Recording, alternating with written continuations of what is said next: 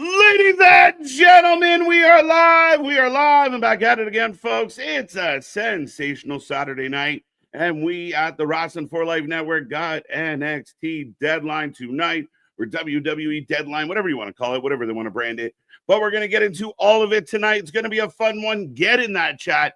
Click all the buttons. Be a part of the show as we bring you all the reaction to all the action tonight. It's going to be a fun one. Strap in, strap on, grab your snacks, grab your feel good, and let's go.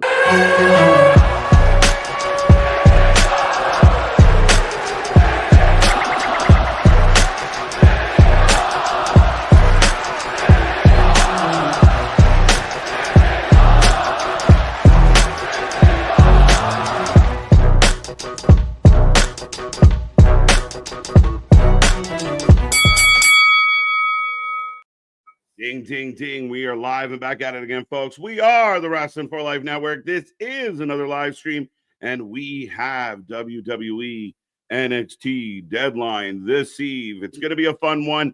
5 matches on the card, but a loaded night. Lots of questions, lots of maybes, what ifs tonight. Are we going to get some surprises? Are we going to get some new faces? What will happen here tonight? But we got everything from an underground match to a couple Survivor matches and so much more. Once again, I hope everyone out there is happy, healthy, and safe. Thank you for making us a part of your weekend. But me and that pretty face got you for the next few hours. And again, we got more content coming your way, more live streams than anybody else out there. So make sure you like, share, subscribe. But I will remind everybody out there, I am Mr. Everynight KJ White, the Iron Man of YouTube. That is Big Nick. Ladies and gentlemen, boys and girls, children of all ages, the Wrestling for Life Network proudly brings to you its YouTube tag stream champions of the world, the Every Night Delight, KJ White. I am Big Nick, and yes, we got NXT Deadline, and so far everything's coming up Millhouse, my guy, because we are only going to get us guaranteed surprise here because Eddie Thorpe's out, TBD in. TBD in for sure. Eddie's got the X on him on the screen, folks. He is out. If you haven't heard the announcement today, Ava will find a suitable replacement, and then there is a possibility that the men's Iron Survivor opens the show tonight. So we're going to find out pretty quick. Yeah, that's what they were talking about on the countdown show right before we went live. They said that whoever is going to be the mystery TBD's got about 30 minutes before they're going to be in the match and all that. So It's still very interesting. I know we talked about it on the prediction show. Could it be another Simone? Could it be a Lance? Could it be a Hikuleo? A lot of people thinking, could it be an Oba? Could it be a Penta potentially or anything like that? Now, granted, who's in this match isn't exactly who attacked Eddie. I was going to mention that. You said that before we went live here tonight. Just because somebody's in this match doesn't mean they're the person that took out Eddie Thorpe. Being that Ava's name in the replacement, again, I think that there is that possibility. Again, Eddie could have been taken out by somebody of note, or maybe somebody connected to Ava for his issues that he had with Ava, but tonight's replacement might not be that person. Right. Or granted, it could be both. I mean, who taking out the Samoans, who would you think is TBD? Oba. Makes the most sense, 100%. We haven't seen him in a minute either. Yeah, as I got Lola Vice on screen right now, cutting, I guess she did a video for Twitter, for X, and I like this a lot. She giving Jada a piece of her mind. Absolutely. Well, I mean, she does have the former MMA background and everything like that, and she's got it titled, "You Played with the Wrong One." Now, this has been a bit of an ongoing feud, though. Like, this has been going for a bit. Yeah. Well, and I saw somebody, too, that put out a picture of, I guess they were in Chase U together, or the background players. They're like rosebuds, like without a rose. There you go. Interesting. Yeah. I mean, we saw what happened last week. I thought Jada absolutely owned the screen. I thought she did an amazing job as we got about 24, 46, 45, 44 Perfect. Away from the start of NXT tonight. Again, just in the pre-show, just running through the matches right now on the channel. But lots coming our way outside of, again, it's going to be an NXT Underground match. Wicked. The men's Iron Survivor kicking off the show. I could see why. We talked about the star power that's in the women's Iron Survivor. It seems fair that goes second last or last, maybe before the world title, but maybe not.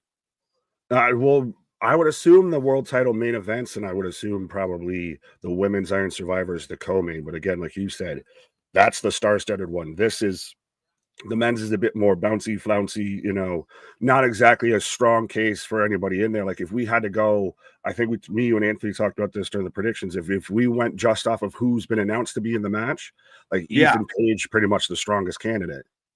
Yeah, I mean, again, if Eddie Thorpe doesn't, if they didn't have this whodunit angle, this match is not as exciting on paper. Like, I mean, they might show up, show out, bang it out, but at the end of the day, on paper, it's not the most exciting collection of wrestlers that were going into this. So the Eddie storyline seems to be the most exciting part of the actual match. Hopefully, the match delivers. Right. Well, we do also have, speaking of that match, it's tied into the tag match too, as well, because Nathan Frazier is going to be doing double duty. Yeah, I mean, again, very telling with this one. Very interesting. Is there any chance that Axiom gets into this as the fifth guy? I doubt it. Ooh. He had 2 chances. That'd be a really shit way, I think, to do that. Like, then, yeah, that'd be weird. Of like, well, think about it too, because this would be so Nathan Frazier is going to have to go through the Iron Survivor and then have the tag match. I thought it was going to be the reverse way around. Oh, yeah, that's interesting to think about. It'll tie into, does he take a couple big bumps in the Iron Survivor that, he's unable to defend those titles in the manner that he normally would? Yeah, I mean, it plays well. And then Axiom gets pissed off at Frazier of, we lost our titles because you were selfish. Right.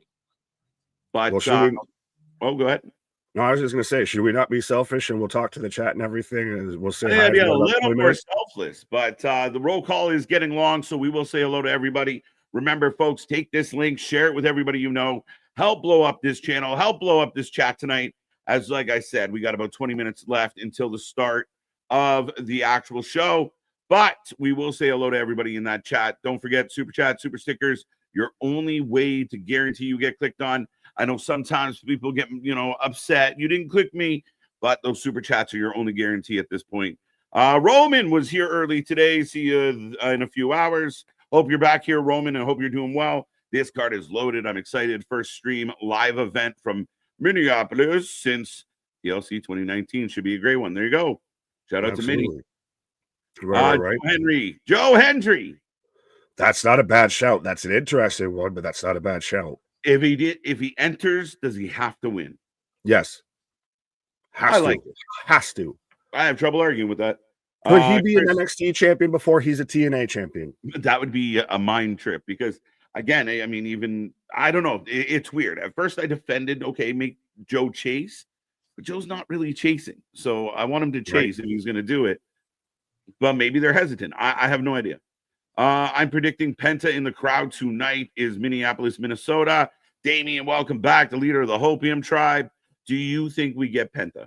Ooh. Yeah, sorry. No, I got out of focus there. So I was, come back to me. No, I don't know, because I saw that there was one of the parody like Wrestle Votes or whatever accounts going around spreading that Penta had signed. No other source had actually confirmed that. So a lot of people ran with that idea. I do think we are going to get a shot of somebody in the crowd like we've gotten before with Julia recently. We've gotten it with we don't know, we actually didn't get it with Stephanie, but that obligatory newcomer in the crowd shot that we always get at NXT premium live events. So maybe we could get that with Penta. It's been a while since we've had one of those. So I think Julia was the last one. So yeah, I mean, again, I'm very intrigued. And again, there's debate out there whether or not Penta even comes to NXT. Does it go to the main roster? We'll see. But only time will tell. The fact that he's under the umbrella, regardless, as long as he's away from the learning tree and under this umbrella, we're much happier. Absolutely. Doing much better. Much better. But Chris Lewis is in the house. How you doing, Chris? Cherokee George is with us. Frazier, Axiom versus Bourne. Height, speed, and agility versus size and strength. Like to see Fraxian win. Well, again, if they manage to pull it off, big win for them, because you said double duty, the Iron Survivor is going to go first. Man, if they pull it off, it'd be interesting. If they pull it off, do they bury the tag division? You can't beat these guys after one of them did double duty, was in one of the hardest matches that NXT's got, the Iron Survivor, and then turns around and beats these guys after they just won a battle royal out of the whole rest of the division to get here. Yeah. I wouldn't say the division, my friend. I would more say definitely the Quarter Pounder crew. Like, I mean, I Yeah. think, where do they go? I mean, we saw it last night. Surprise title turn. I could see titles changing hands tonight, especially with like I said, it writes itself. Axiom, Frazier is not 100%. Axiom's bitter that Frazier, went out on his own, kind of created this scenario where it made them weak as a team, and it becomes a bit of their demise. But I really like them, so I don't know if I want to see them break up. Yeah, I think I got goaded into picking them in the predictions show because you and Anthony both took Quarter Pounder. Right. What's up, Paul? How you doing? J1, what's up, fellas? I see that Carmelo Hayes will have a match against SmackDown's newest acquisition next week. It could be someone from Raw coming over or NXT call-up, certain free agent. Interesting. I had not seen that. No, I had not either. Well, and that's the thing, too. We've got to take into account that the transfer portal's open. Again, we didn't even know that was the thing until last night. So could we see someone come down to NXT tonight? I say that respectfully with saying come down.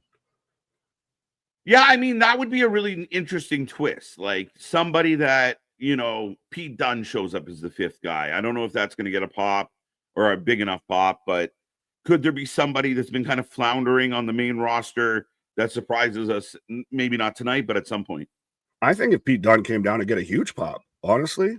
Yeah. NXT crowd, you get Pete Dunne, legend in NXT, comes back down and instantly is into a position to go after the world title. I think that would be a huge move. Okay. I mean, again, I think I could get behind it. I see what you're saying. Yeah, especially him in NXT. I mean, he has the history in NXT, and he's not really doing much outside of getting called the wrong name by R-Truth right now on Monday Night Raw. That is fact. Right. Where was you in the chat? There we go. We got Eric Isaacson. Hey, Wrestling for Life buddies. Big night for wrestling with Deadline, AW Collision, Wrestling Revolver, plus UFC as well. God damn. Yeah, a crazy night out there right now. And our focus will be on NXT. We are going to peek in at a couple other things. I know Collision's pretty stacked tonight. Wrestling Revolver has a show. Yeah, I mean, a lot going on, as it says here, even a UFC 310. Yeah, I feel bad. I don't even know who's fighting on the UFC. It's funny because I was just reading about it. And it's not the most exciting of cards. I don't, but off the top of my head, I can't remember. Fair enough. But Jason, what up? Rapid fire time. Scott, what up? Do you want to read this one? Or at least the name? Hey, Daniel Berry Sports Highlights. How you doing? Welcome back. See, I had to get you in there. Rocco, sweet. What up? Oba Fifth, wins it beats Trick to SmackDown. Maybe. Trick Dennis, what up? Interesting. Spaz, what up? Yeah, I think Trick's losing, spoiler alert. So I think, could this be the end of Trick in NXT? Could be. And I picked Trick to retain, but I would be perfectly okay if I'm wrong. Right. Wrestling Proud, what up? MDB, the knee pad police, and I'm here to win a championship and chew bubblegum, and I'm all out of bubblegum. Yes, folks, the Predictions Championship is on the line as well underneath me. So when we prompt you in the chat and everything, give us your predictions. Let us know who you're going to take. And I don't know, are you going to hold them to the same standard you held me if they can't just say TBD? They got to... Well, they'll know who's in it. They get to pick once it gets announced and everything, but... Yeah, we'll wait for the announcement, and then you can pick if who ends up being TBD is the person that's going to win. But you never bet against TBD. Nick's got a good pick with TBD. Right. Well, no, you had me get it specifically to Hikaleo because you're like, well, you just can't have all the TBDs. You can't have everybody, Nick. I'm not letting that happen. Mr. Who picks TBD whenever TBD is an option tells me I need to limit my TBDs. I think I should change my pick to agreeing with you. Yeah, I mean, it's not a bad shout, especially when it's wide open. Pause. Wide open spaces.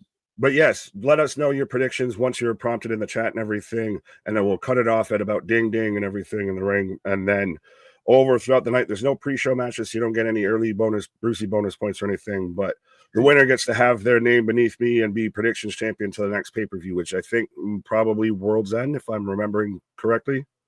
Well, we talked about maybe doing it for Saturday Night Main Event.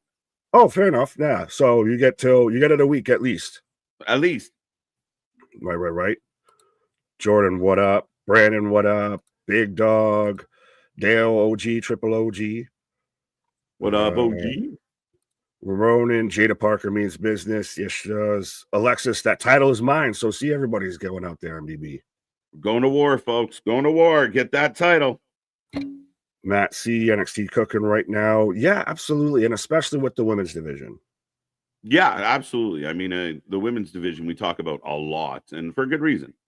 Well, and I think now that makes even more sense of and proves it with them, the women's Iron Survivor going on later than the men's. Yeah, I mean, again, and kudos to them for, you know, having the gall to do it, right? Like, do it proper. The women have more notoriety right now. They're standing out in a big way right now, and you know, you have to reward that. You have to treat it in kind, and that's what you always should do: is ride what the fans are reacting to. Absolutely. And pause, MDB. I know what you're thinking out there. Motley Drew, Julia takes it to care of business tonight. Surprisingly, none of us during the predictions predict her because maybe she already had a chance. Maybe it's, you know, she's almost like too much of the favorite a little bit. Well, and again, I think one of the things that deterred me, and I don't want to speak on behalf of you or Anthony, but what kind of threw me off was the idea that she did get her shot. Now, she got hosed as part of that, but I think that she's already had that shot. We know she's due for a comeback one day, but maybe not today. Maybe it is a Stephanie moment, or, you know, Zarya gets a big moment. They made her look unbelievable.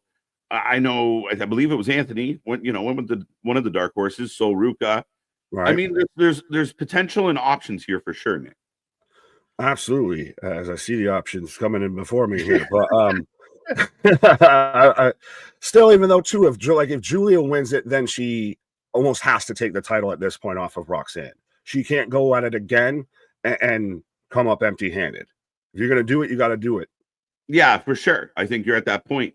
And I do think, personally, I feel like there is maybe come a time that maybe it's been enough of Roxy as champion. Fair. Well, and I guess, again, now, especially with the transfer portal, she's 100% a candidate that you would see get moved up to a different brand without them having to do a trade or a draft or anything like that. I mean, the interesting thing about Roxy right now is if she goes to, I mean, I think they've announced them all, but if she gets into Raw or SmackDown, and now that they do really have that mid-card level for, you know, with both titles, I think it's great. I think it's a great opportunity. So I'm all for it. Like, this might be the best time to get her involved, and she might do well. Like, I mean, if it's her Bird Lady for the IC title, it's probably going to bang. Well, absolutely. I mean, Christ, that's just an NXT Women's Championship match. But it'd be interesting. It's interesting to me that you say that, because if they weren't going to do it, like, to bring her up now and not have her in the two tournaments, as you've already just had those tournaments started, like, you could have done that. Either hold off on a tournament or move her up before then and get her in the tournament. Right. But Bash 8, what up? John C, what up? Andy Barr, hey guys. I think we're even seeing a bunch of new names too as well. Let's go. Shout out Denisha. Chiefs Kingdom. I don't know if you see anybody that I'm not seeing right now, my guy. Sunil's in the house saying, in a video for AAA Latin Lover, all but announced Penta will appear on tonight's taping in Mexico City. He promised a surprise and did the OM hand sign. So there you go. Maybe he's going to show up in AAA. Yeah, interesting. Well, and that's the thing, is him going to WWE isn't exactly guaranteed. It seems like the most likely option, but it's not guaranteed. Yeah, and again, it's hard with these rumors. These rumors come out and they seem to, again, not always have the best of sources or any supporting proof other than somebody got it in their head it should happen. Again, we'll see. But I'm kind of rooting for it. So fair enough. Well, as Scott, what up, saying Penta showing up. There you go. Well, so Bonkers out there. He might be in Mexico. He might be in Mini. Who knows where he's going to be? Yeah, it's both start with an M. So maybe Google Translate got it wrong. But Bonkers agree with you of Pete Dunne, please. There you go. As Ethan is interrupting Sol Ruka's backstage. I like that. And I'm a big Sol Ruka fan. I've been kind of pushing that button for a while. So let's go. Yeah, and I know I've poked fun at her and everything like that, especially because she's got, Soul Snatcher as her name and all that. It's beautiful, man. It's a great finisher and everything. The name's just funny.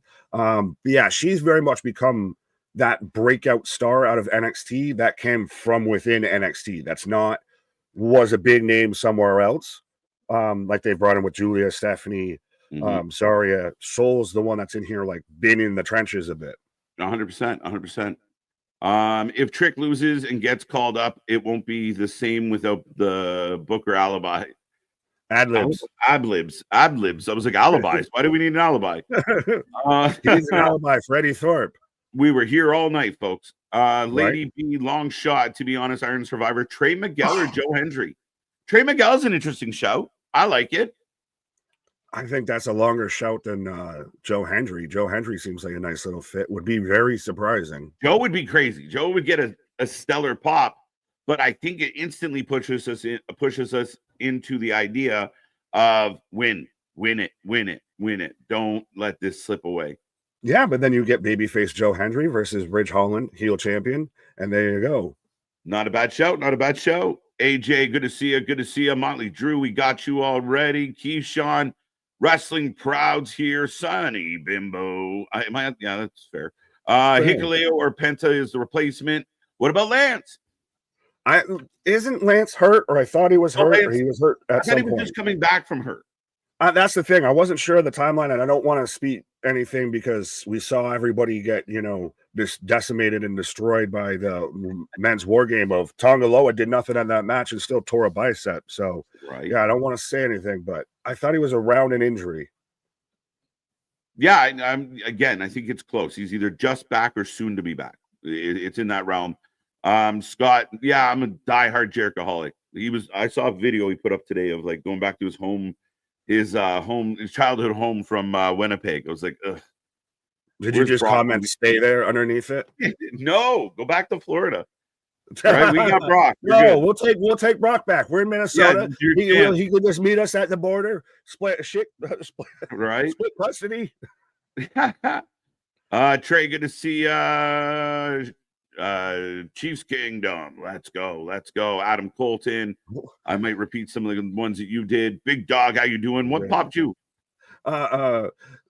Chiefs Kingdom saying that Vince or TK is the modern day Vince without the investigations, and I'm like, well, now he's kind of getting into the investigations. Yeah, well, because have you seen the Fenix tweets and everything of he's been out there saying I will speak my piece, all of that, It's hard, most people don't keep people in inhumane conditions, all that. So it's getting juicier and by the minute and worse. The snowball is gaining traction here. Right. And I sent you over the little thing I saw on X of, Ray Phoenix saying like, one day my story will be told. Yeah. I'm Diego Montoya. You killed my father. Prepare to die. But yeah, my name is Penta Jr. You keep my brother. Prepare to die. And realistically, you think about it, man, like, we talked about what's happening with Ryan Nemeth. Now, as those contracts expire and you get to go free, you are going to hear more of what I believe is some of the true stories. That is the ultimate impact of the demise of AEW.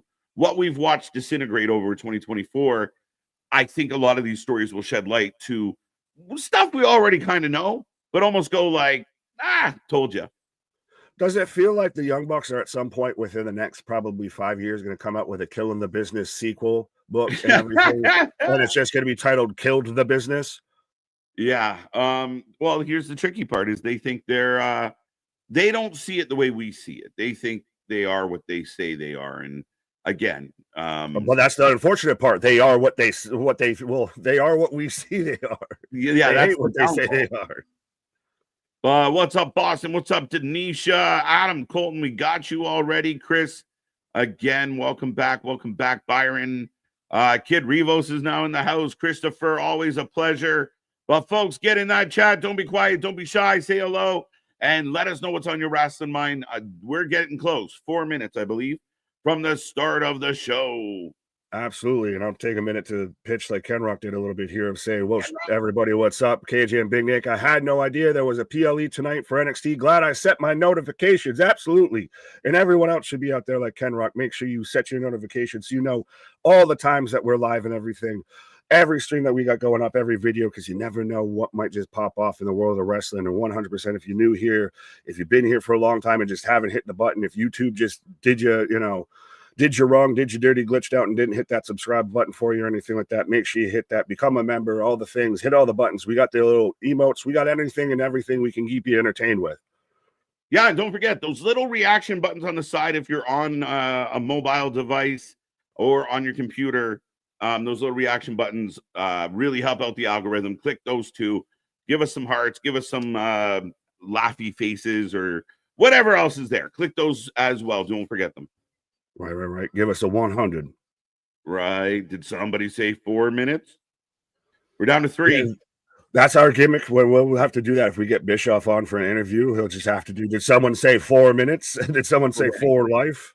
Yeah. He's like, what's your gimmick? We're like, 4 life. Right. You're like, wait a minute. Kind of built it. Good job, Eric. Don, welcome back. Welcome back. Ready for Deadline and some fun tonight. Sounds like a good Saturday. Haas back in the house. How you doing? How are you doing, Charlie, if you will? Right. Ridge is on his NXT Drew McIntyre phase a bit. Yeah, man, he's been good. I mean, again, we were all kind of scratching our head at like the fake retirement, but I mean, he's found a chip on his shoulder and he's done well leaning into this heel side of himself.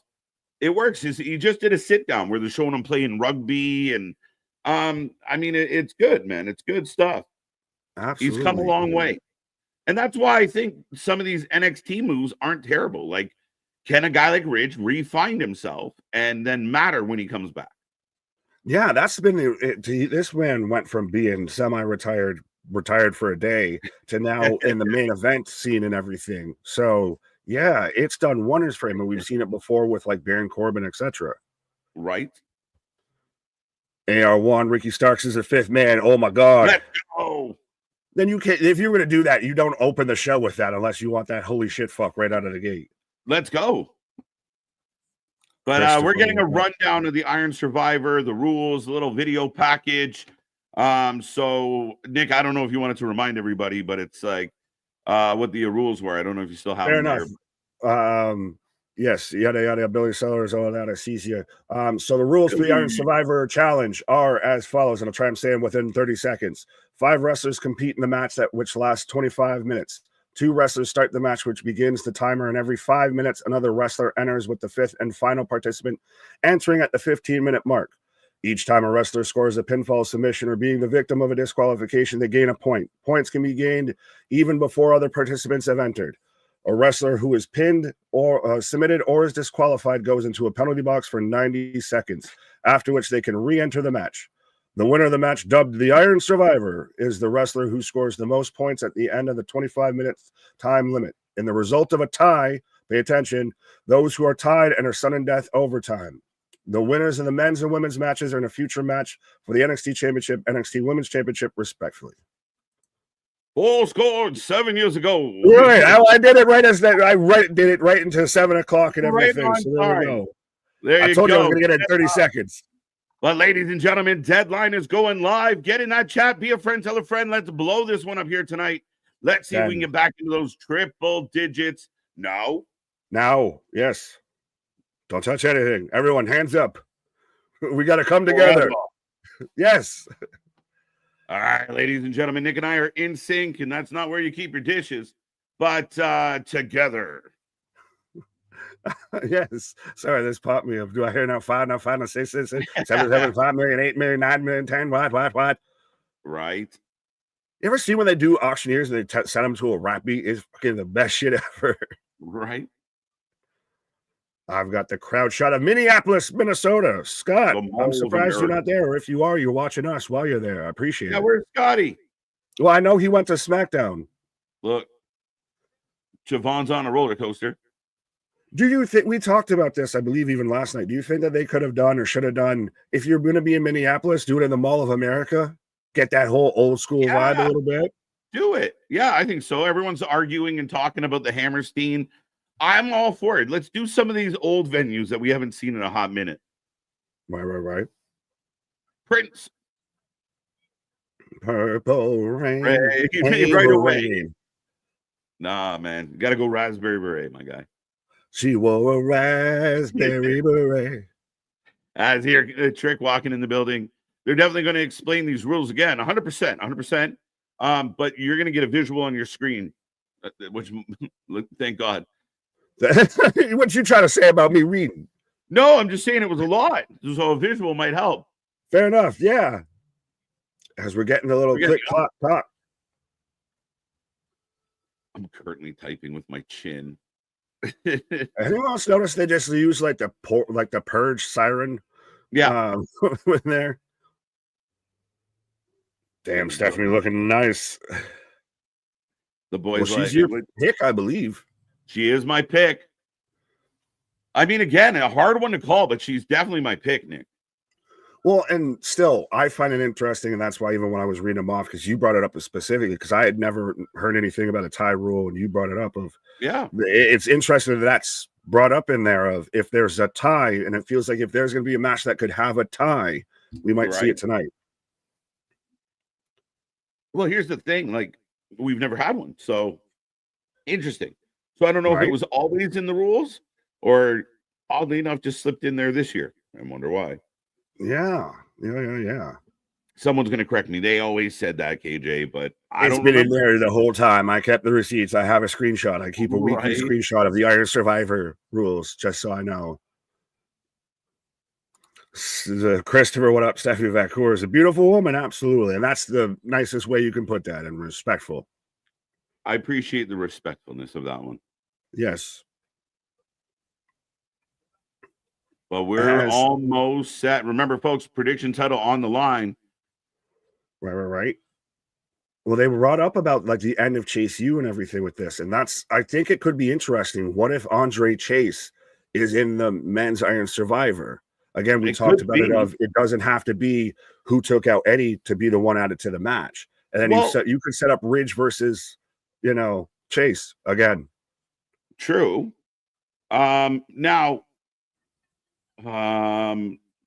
see, the question for me is, did we ever get an answer when Chase was leaving? Someone called his name and he looked back, but we never found out who? Yeah. No, that's a very valid point. That's slipped under the rug with everything. Yeah, no, that makes could that have been?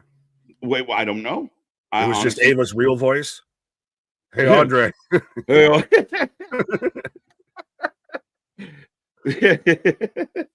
the veil slipped. That's why she was. They caught her on surprise last week when they were calling her and she was in the parking lot. Hold on, I got to put on my real voice, my fake voice. As we're kicking off with Deadline now, if they've ran through all the sponsors and everything. Building looks full. They're in the Armory. Nice. I like the venue. Real interesting look and everything too. Right. Very much looks like something you'd see like a GCW run or something a little bit. Respect, and I say that all due respectfully. Just they tend to run those venues that have that more unique look. Mm-hmm. And they do remind us, Nick, are you ready for the last WWE Premium Live event of 2024, folks? Wow. It's been a good one. I hadn't even thought about that or realized that as I got Booker T out here with his scarf. Should I just put on my scarf so I can be like Booker? Right. All right, folks. The poll is going up. I will remind everyone out there, YouTube will only let me have 4 options in the poll. So the people I don't think have any chance aren't in the poll. So TBD, TBD, and TBD. Yeah, I put TBD in there over Dylon, and Dylon. Right. Yes. So they're pulling up their rules as Mike Rome's reading them off and everything. And I guess our Mike Rome will read Spaz's super chat. Wait, what? I was reading the rules. The rules. All right. I'll read Spaz's super chat then. Thank you very much, Spaz, for the $10 super chat as we're kicking off with the men's match. You new names are sound and track. Commentary for real people. Big love, boys. I'm calling Penta, Oba, or Hikuleo. Hikilo? Hey, chat. Hope everyone is good. Come to Jake DeMarco's show for the post show. FTK all day. There you go. There you go. As Javon Evans coming out to the ring. Remember, folks, get your predictions in. Often the cards with 5 matches or only a few matches come down to the tiebreaker. So get in the chat. Let's go. Right. Yeah, real quick though, this is interesting of disqualification with a match like this, that you could still have a disqualification. I don't know if I like that. Because it hurts you. So all that happens if you were to hit somebody with a chair, you take an L and you go to the penalty box for 2 minutes. Don't you have a cage though? Isn't that kind of a weapon? What do you mean? The penalty box. Like you could throw someone into that. Would that be a disqualification? Not what? In what world, if you threw someone into something in wrestling, is it a DQ? I'm just asking for clarification. Oh, okay. No, I mean, again, because it's on a point system, the DQs count towards. So, if Javon gets hit by Ethan Page, Javon gets a point up on that scoreboard. So yeah, again, but most multi-person, multi-men matches end up no DQs, triple threats, and everything. Because you can have a DQ or a count out in a traditional multi-man match.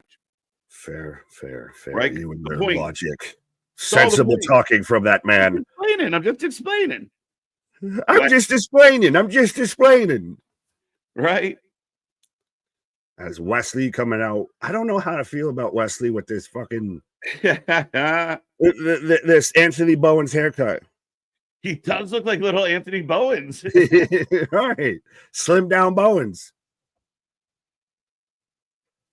The entrance is good, though. Yeah. Now, folks, your last chance. I'll tell you what. Bonus point for anyone out there that accurately guesses TBD. Oh, wait. Yeah, you got to get your predictions in now because I forgot they come out in a staggered pattern and everything. Yeah, get them in. Ding, ding, ding, bell ring. And like I said, put a prediction of who you think TBD is. Yes, that's your tiebreaker. That's your guarantee. And predictions will be closed. As I see, we're already at 91 people. Let's see if we can find 9 more people and we'll get this to triple digits right here. Let's see if we get triple digits before TBD. Right. Now, we do have Javon and Wesley starting it off. So, again, we're going to start this one with a good amount of energy. Wesley for the win. Oba for the win. TBD for the win. Oba for the win. TBD. Penta or Ricky Starks. Dude, I'm going to pop huge if it's Starks. I don't think it is. He's super interesting. Yeah. I think he's under contract till like April. I could be wrong. Could be wrong. I like Chris here. It's Brock Anderson. Comes out with Arn, I'll pop. If you come out with Daddy Glock. Minnesota Wrecking Crew. There you go. But of course, though, you started off with Javon and you started off with Wesley, the 2 youngest guys in the match, the 2 guys that could go and could really carry it for a bit. Probably Frazier might be second to last. Javon just got dropped on his head. Hikuleo's a good bet. Hakuna Matata could be here tonight. What a wonderful phrase.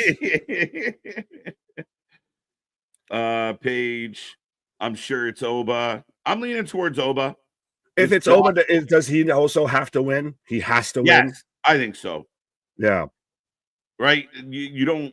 Now, the question is, Eddie wasn't going to win. And if they already had somebody picked to win, do they change their mind because of the TBD?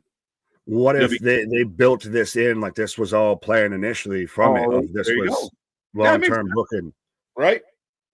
Well, since we're, I guess, talking about all these H's and everything, what if it's Hammerstone? Is he banged up? I don't know. He's been here before. Right. He came in for a cup of tea. Joe Hendry, people said. I saw one person on X go, man, it's probably going to be AJ Francis. I was like, what? I love it. Just in a humor, comical way a little bit. And I mean, man's done all right in TNA. He's done really good. Yeah. I'll give him that. And I liked him on the Raw Room and everything like that, their podcast. But I see a lot of people even saying Josh Alexander. Josh would be dope.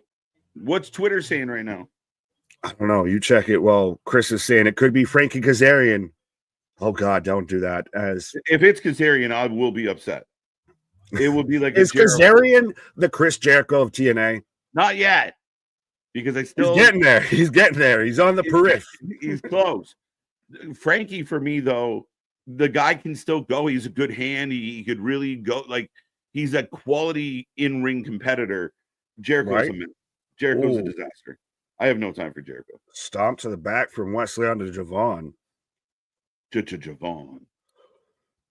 Oh, I like this. Nick Nemeth says, Spaz, thank you for the $2 super chat as well. But yeah. Hey, Tony.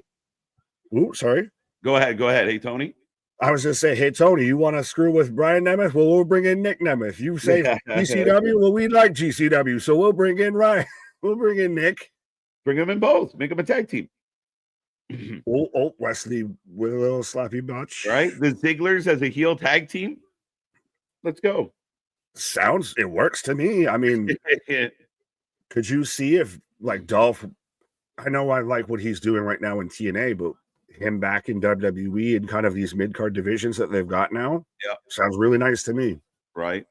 You know, I could be reading too much into this, but breaking news out there. I know we got a match going on, but real quick breaking news in the sense of Ray Phoenix tweets out, no one stays in a place where they received inhumane treatment. Mans is going for that release. Like, wait for me, bro. I'm coming. Oh, yeah. No, that's what I was mentioning earlier and everything like that. Once you sent me the initial tweet and everything, Mans is really, when someone mentioned it before about, was Chiefs Kingdom was saying about, TK's Vince without the investigations. I was like, I don't know. You might want to put a pin in that comment because the investigations might be coming, I feel. I don't want to say anything too inflammatory, but when you throw out things like inhumane and you're getting sued, your HR department's getting sued, it becomes a lot more risky. Wait, he got him.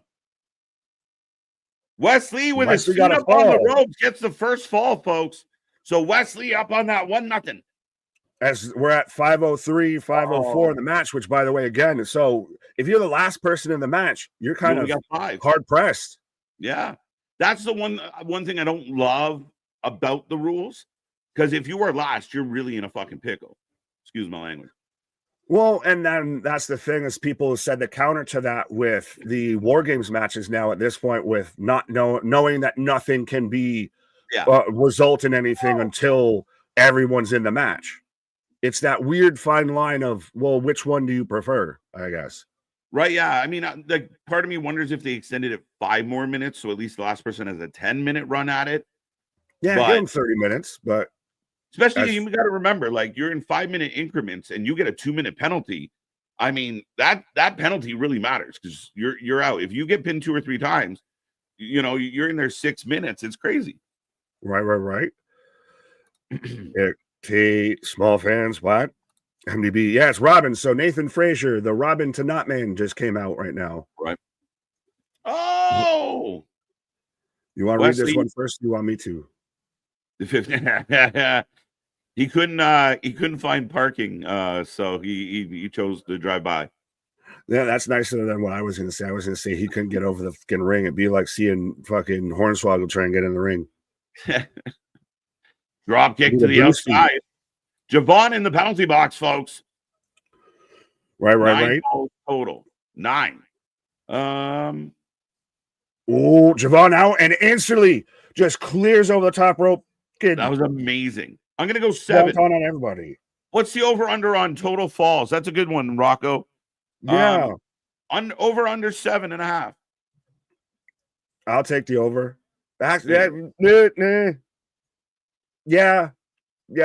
Shit. Yeah, I'll take it over. I already said it. I already locked it in. 7. Yeah, I'll go over. I think 8-9's a nice bet.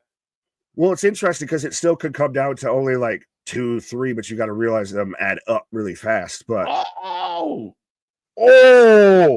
don't know. He's a future star, my guy. Javon Evans is the young OG. Is a future fucking star. He's got springs in his ankles. It's crazy. I want to see just the whole timeline of from that man exiting the penalty box to him going up over the rope on everybody on the outside. Because I bet you that's a fucking that would be Tyreek Hill's 40 time. Right?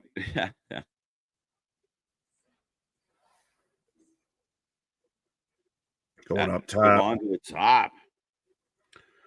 Propunzo, let down your comments. Do you guys have a problem with ads in the middle of the ring? At this point, I don't notice them. Don't notice them. They don't register for me at all. So I know some people out there aren't big fans or it's one of those innocuous things that you don't need to complain about. There's enough going wrong in the world. Who cares? They don't register for me at all unless like there's a break in action and it really stands out or somebody mentions it. But it doesn't register. Sling Blade, 1, 2 go. Well, like when they had it at like WrestleMania, I think it was like the Knuckles movie or whatever, when they had it like on the ring mats outside and everything, that was too much. But like having ads in the corner, I think it's even part of it with UFC. Like UFC, I almost know it more. But here, I don't pay attention. I'm watching the wrestling. I'm not staring at the fucking canvas. Right. Javon Evan is really athletic. He's insane. Oh, sunset flip. 1, 2, 2. Ooh, we clicked the same thing. Go ahead. Spaz with a $5 super chat. More interesting. What will the total fall count of the winner be? Real specific-ish. Ooh. Three will win it?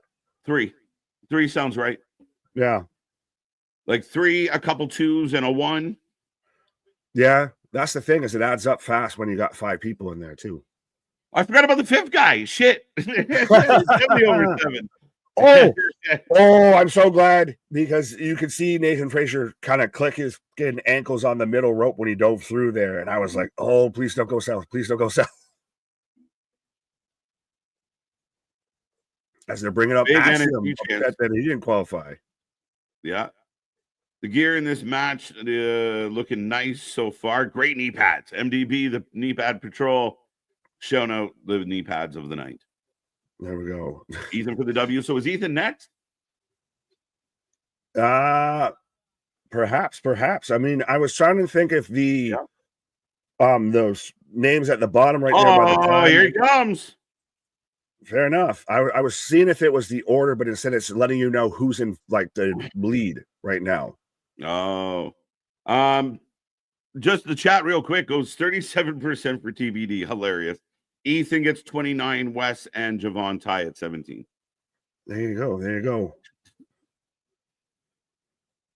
That'll be what we'll have to get in the Discord, though, of MDB's knee pads of the night for every show. Yeah, that sounds actually like that should happen in MDB. Yeah. Listen. Oh, Nathan. Get Ethan right away. Ethan going to the box, folks. That was rude. That's but now Nance is going to be fresh. He just came out there, and now I got, 5 minutes to cool off. There you go. So Ethan going to the box. Nathan Frazier getting a point. So 1 Frazier, 1 Lee, 0 Evans, 0 Page, and nothing for TBD, as we will find out next, Nick. Right?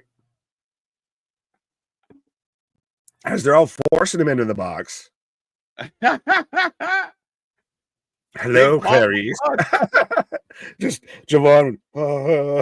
Is it my imagination? Did he seem really uncertain about the taunt? Like, am I allowed to do this? Like, can I get in trouble? Let's go. When do you see TBD coming out? Well, it'll be the last competitor coming out in just under 3 minutes now, just over 3 minutes. Yeah, well, I mean, shows shit. So we might actually be a bit wrong. So it's a 25-minute time limit. So if they'll come out at 15, so they will get a 10 minutes. Yes, there we go. Sorry. The math is math. My math wasn't math in my head. Right. Me sitting here looking like Zach Galifianakis. No, you're fine. I was right there with you, my guy. Some people have been probably just yelling at their monitors, just like, you idiots, they got 10 minutes. He's 10. Sean Spears? Me and you light bulbed at the same time. Nice hook. Nice neck breaker. Right. Wesley for the win. To me, it's always more interesting when you get like 1-2 guys in the same penalty box, because it's not like an NHL penalty box to where you can actually split them up. If they're going to be both in there, so I just beat the piss out of you, and then I can just go out and pin you. Ethan Page and Nathan Frazier bleeding from the face.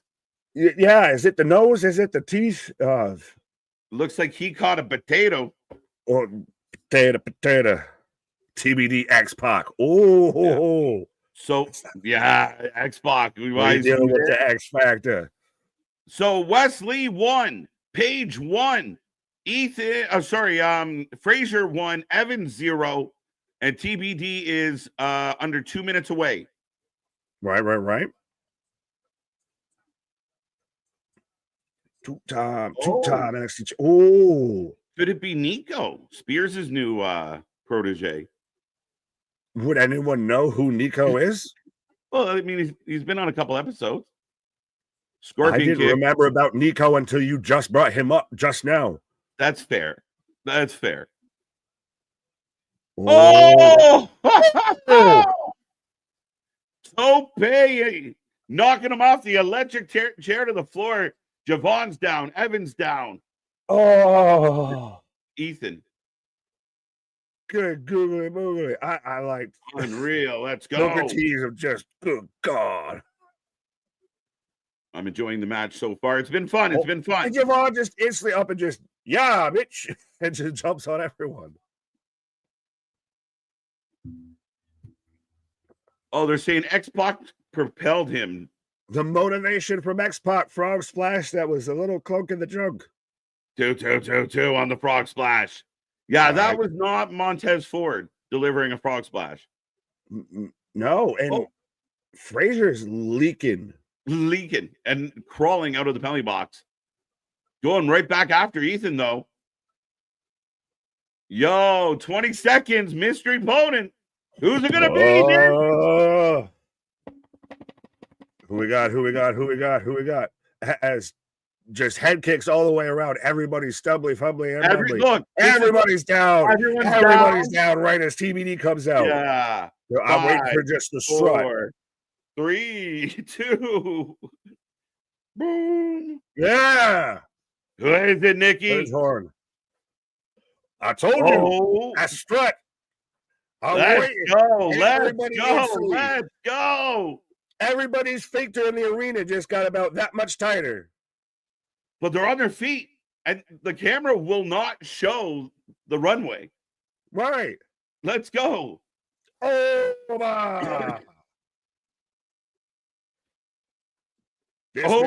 shit. Absolutely winning this match. I feel sorry, whether it's Trick, whether it's Ridge, I feel sorry. You should both aim to lose this match because Oba's going to be on your ass about to win.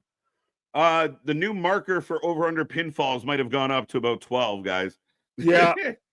He might the line just changed. And the crowd loving it. Frazier getting the boot up, though. Him taking the pause, switch him from heel to babyface. Worked perfect. Yeah. Like I said, I apologize to Trick and Ridge. Whoever wins this match, you about to not be champion for a long time. You are on notice. You are on notice. Instantly walks and gets a pin. Yeah.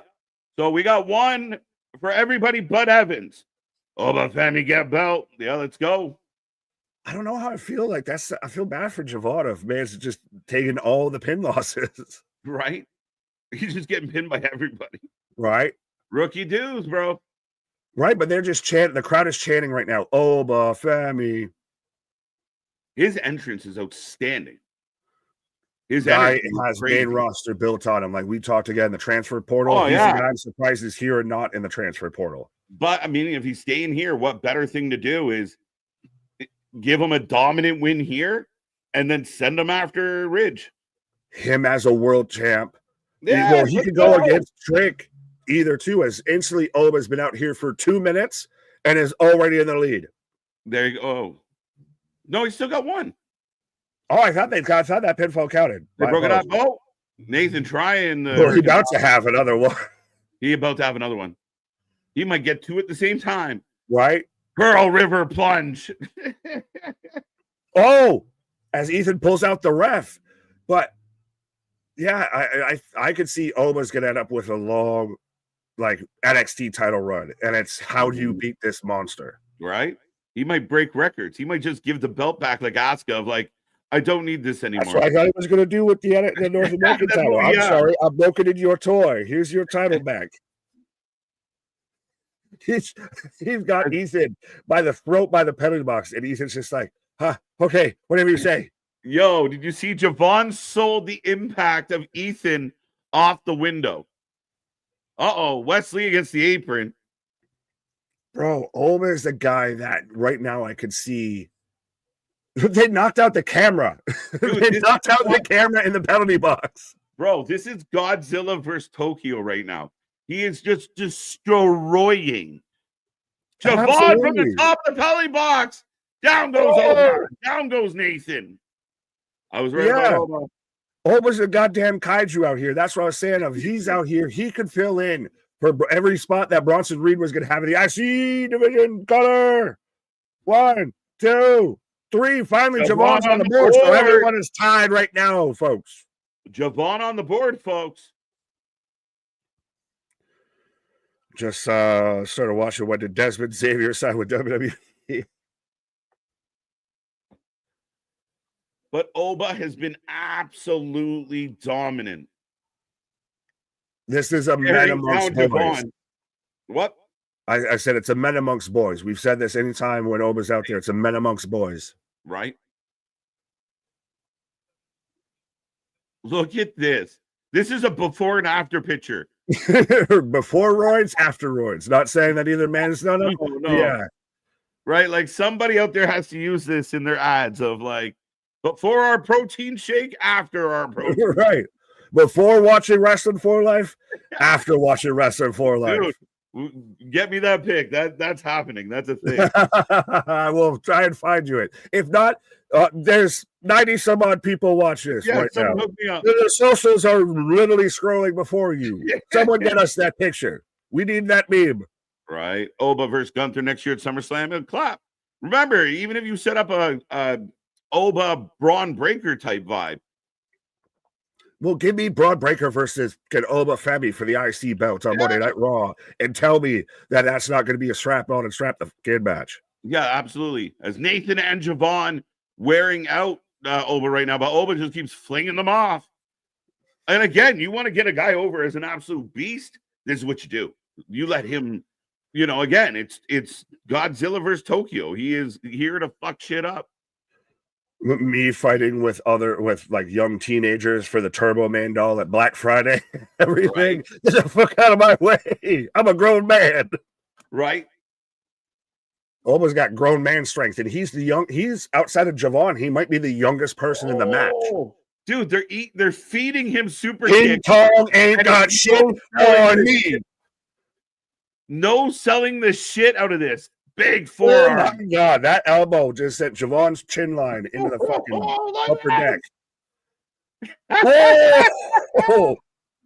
Dear John Moxley, that is how you know so. Right. Be big. The crowd is insane right now. Power bomb, Ethan Page. Power bomb. Ethan, small package. 1, 2, 3. Ethan's in the lead. Because we got 4 minutes, less than 4 minutes on the clock. Look at Oba's face. Oh, that's me when I wake up. Is it Monday already? Right. Oba's out of this for 2 minutes, folks. So he's going to come back with 2 minutes left on the clock and be pissed. Right. But it's a good chance to give him a break and give other people a chance to do some stuff. Because with him in the match, again, he's just laying waste. Oh, Ethan's going to backslide into Javon. Javon gets his 2. 2 Javon, 2 Page, 1 everybody else. I thought we were about to get 3 Page if he was going to get the Ren Sinclair pin of just I got knocked out into a victory. Ethan's just hightailing it. I don't want none of this. But he's got to go in the box with Oba now. This is the first time we've really seen for both guys in the box. But he just pinned them. He just rolled No. Yeah. Wait. But dude, he's fucking up. Get in that box so you get back out. No, because the clock's running. That's the weird part. Is the clock's running before he's in the box. Yeah, but no, but he doesn't. Your penalty doesn't start till you get in the box. No, I'm saying if you look, it is. Oh, that's Oba instantly just the second he walks in there into the plexiglass. Yeah, little Oba. Why did you do this? You have nowhere to go. I'm gonna climb out of here. Let me out. Come on, Javon. This is good shit. Good shit, man. This is better than what's going on in the ring. You want to know why? Because they're not showing what's going on in the ring. They're showing it. Everyone's just probably laying down. Oh, that sucks. How bad is your day just going? pinned his head to it. Me on my first day of prison. As they let Oba out of the box, and he just smacks Nathan Frazier out of the air. What? Shoe fly, don't bother me. Yeah, no, not in my house. No. Wesley getting chucked over the ropes and dropped to the floor. What up, Kevin? What up, Heather? Come on, Javon. Rest in peace, Ego. I like this. This really turned into an episode of us. 100%. Oh, he catches him. Ethan's out of the box now. Now we got very little time. But where Ethan's dead. It's like, is Oba about to throw Javon into the box? They're just letting Ethan just chill in the box. No, he not chilling. He out. He's not. Yeah, well, yeah. I mean, they're not scooping him out, is I guess more what I should have said. So we got a minute. We're down to the last minute. It's the final countdown. It's going to be very interesting. 50 seconds. What up, Emo? Well, right now, think about it. We've got a two-way tie. Yeah. But Oba's going to pin both these men at the same time, bro. Could you? He's going to stack him. He's going to stack him, bro. He's got about 30 seconds. So you better do it fast. He's going to stack him and get the 3. Oh, we want some Oba. Oh, we want some Oba. He's going to rack him and stack him and pick up the 2 points. Yeah, he's about to double choke slam him. Do it, you big son of a bitch. I love it. The double pin. You called it. Oh, we're future foreseeing men, folks. This man wait. Come on. Oh, he's about to tie it. 2, 1, and ladies and gentlemen, mucho better. Javon hit a cutter, but Oba got the double fall, takes the match with 10 seconds to go, and your new number 1 contender, which now means your champion is Dead Man Walking. Yeah. That was so good because Oba came out, looked dominant, but didn't just make everybody look idiotic. Well, you found a good way to get him out of the match for 2 minutes. Like we said, like he takes a roll up, and then it allows everyone else to run around and do some stuff, right? Because he's eating the spotlight. You put him in the box, then you send Ethan over there and he eats the spotlight while he's in the box. So, but yeah, no, a great match. That was a lot of fun. And what they did with Oba right there felt big deal. I loved it. I absolutely love it. This guy is a star. And Javon was outside of Oba. Javon's the MVP of that match. If anything, he might actually be the true MVP of that match because he started it off. Yeah. He ate a good bit of pinfalls. He was, low man on the totem pole for a bit. And literally, if he had a couple more seconds, we could be going into sudden death between him and Oba. True. Now, I mean, again, and I think nobody was involved in more pinfalls in either direction than Javon. Because he had a couple, he ate a couple. And again, like you said, nice cutter right at the last minute. And he didn't overpower the big guy. He surprised the big guy. You book a big guy like a big guy. You make him look like a monster. Oba's a star, but he's only a star if you present him like one. And tonight, perfect. I don't know. He might be a star no matter how you present. No matter what you do. Right. Now, the question begs, is he the one that took out Eddie? Now, we talked about this of do those two line up? Because, I mean, I could see it. It looked like they recognized Stevie Turner and Roderick Strong looked like they recognized the guy when they walked in, in the first segment on Tuesday. And then he shows up, he takes out Oba or takes out Eddie Thorpe of you hurt my GM. That will have you. So we'll see. Well, and again, I think that because it feels very babyface Oba, it makes him less likely to be the guy that took out Eddie. I'm still, what I like about this is a lot of people, okay, we got the answer, and you let your guard down, but there might be more. What if he was doing the babyface thing? If you heinously attacked Ava Raine with that door, Eddie Thorpe. Right, maybe, but I mean, you were the one that brought it up pre-show, and I hadn't even really thought about the idea of like, do these not connect? I mean, again, they don't have to, and so did we get the answer? We got at least one answer. We know who TBD now is, but we don't know if that's the suspect we're looking for. Right? Does my TBD from the prediction show count now, or is that null and void? Yeah, a lot of people are going to take credit for that TBD right there. Well, I was asking about mine because you told me I needed to pick a specific. You can have it. You picked. There we go. But didn't you? No, I took Hikuleo because I picked a Samoan because I picked it's got to involve the bloodline some way. Right. Oh, there you go. But again, who took out Eddie? But yeah, I digress.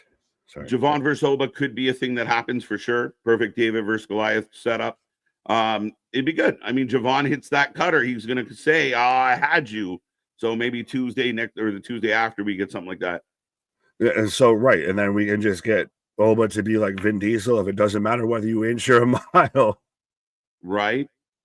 But like you said it, of whoever wins tonight between Trick and Ridge, dead man walking. Of sorry, not sorry, of Oba's coming for your title and he's about to take it. Oh yeah, your days are numbered. You are tapped.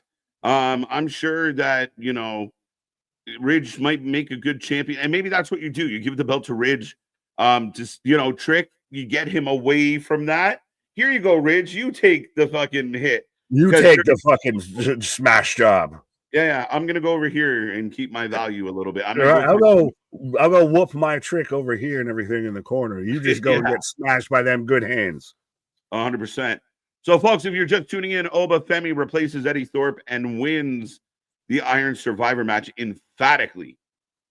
Well, in a fantastic match I don't remember too many Iron Survivor matches because they come around only once a year and they're not huge matches at times. That was one of the best, I think, Iron Survivor matches that I can remember of. It had a little bit of story throughout the whole thing. Mm-hmm. I will admit, I think that as skeptical, and I know us wrestling fans, we want something new and exciting, but then we get really nervous when they give us something new and exciting. We tend to be like, ooh, we don't like that. We don't understand this. I think they've done a good job with Deadline and with the Iron Survivor. I think for the most part, the matches have been pretty solid. They're fun. And there's this little caveat, and it feels like a sprint. So good on them. I enjoyed this one a lot. That's, I think, well, that goes to, like, some people felt with, like, the War Games match, if it was a little more drawn out because nothing can really happen until everyone's in the match.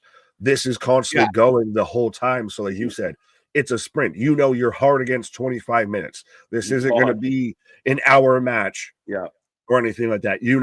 Literally, the clock's ticking once the match starts here. Mm-hmm.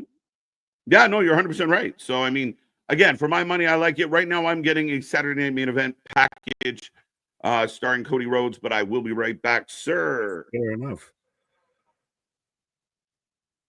There we go. I was waiting until he was on so I could speak, so that way I don't say something that everybody can hear me. But yes, no, I was getting the Target package. I was getting Target ad, but Propunzo, I picked TBD. Mike Rouse, what up, my guy? Wait, Ridge is main eventing this show. B Hockey, oh, here we go. I believe that it's going to be the main event is going to be Ridge versus Trick for the NXT Heavyweight Championship because, I mean, it would make sense. It's the World Championship. But to sit there and, Ridge is main eventing it, like, that tells me you haven't honestly been watching the product. Like, keep it 100. I know you might watch us, but I don't think you're not actually trying to watch the current product because Ridge has actually been presented well into this position. Like, honestly, Trick's been having more issues lately than Ridge has. Ridge has been very much on this whole villain arc, this return arc and everything, and out there of I destroy everything with these hands, and I think it's a good fit. Of like, who else would you have instead of this? Are you going to have Lexus King, who I've got out right now? Who, the man, he's got to just have a fucking Tiger King gimmick at this point, because goddamn it, he looks like Florida Man incarnate, and he constantly has got tigers and shit on his shirt. Yeah, I got Lexus King cutting a promo out in the mean streets of Minnesota. Eh? This is his place. Oh, and forgive me if I'm sounding ignorant here. If I'm a terrible wrestling fan, or I'm on too much on the vitamins right now of not getting the connection with the Pillman family and Minnesota here right now. But yeah, this is a hell of a passionate pro. Like, I know we can clown Lexus King and everything for his terrible choice in barbers and everything, but this has been the best Brian Pillman Jr., the best Lexus King that we've seen of recent memory, well beyond anything we saw of him in AEW. I will say that. So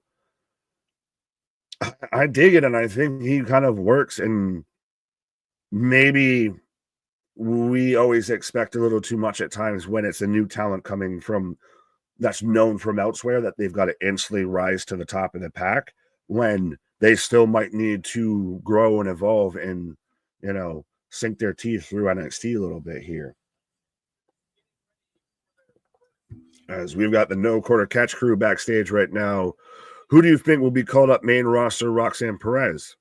Alan, I think you answered your own question within that, as my pick for the Iron Survivor, Zarya out here just,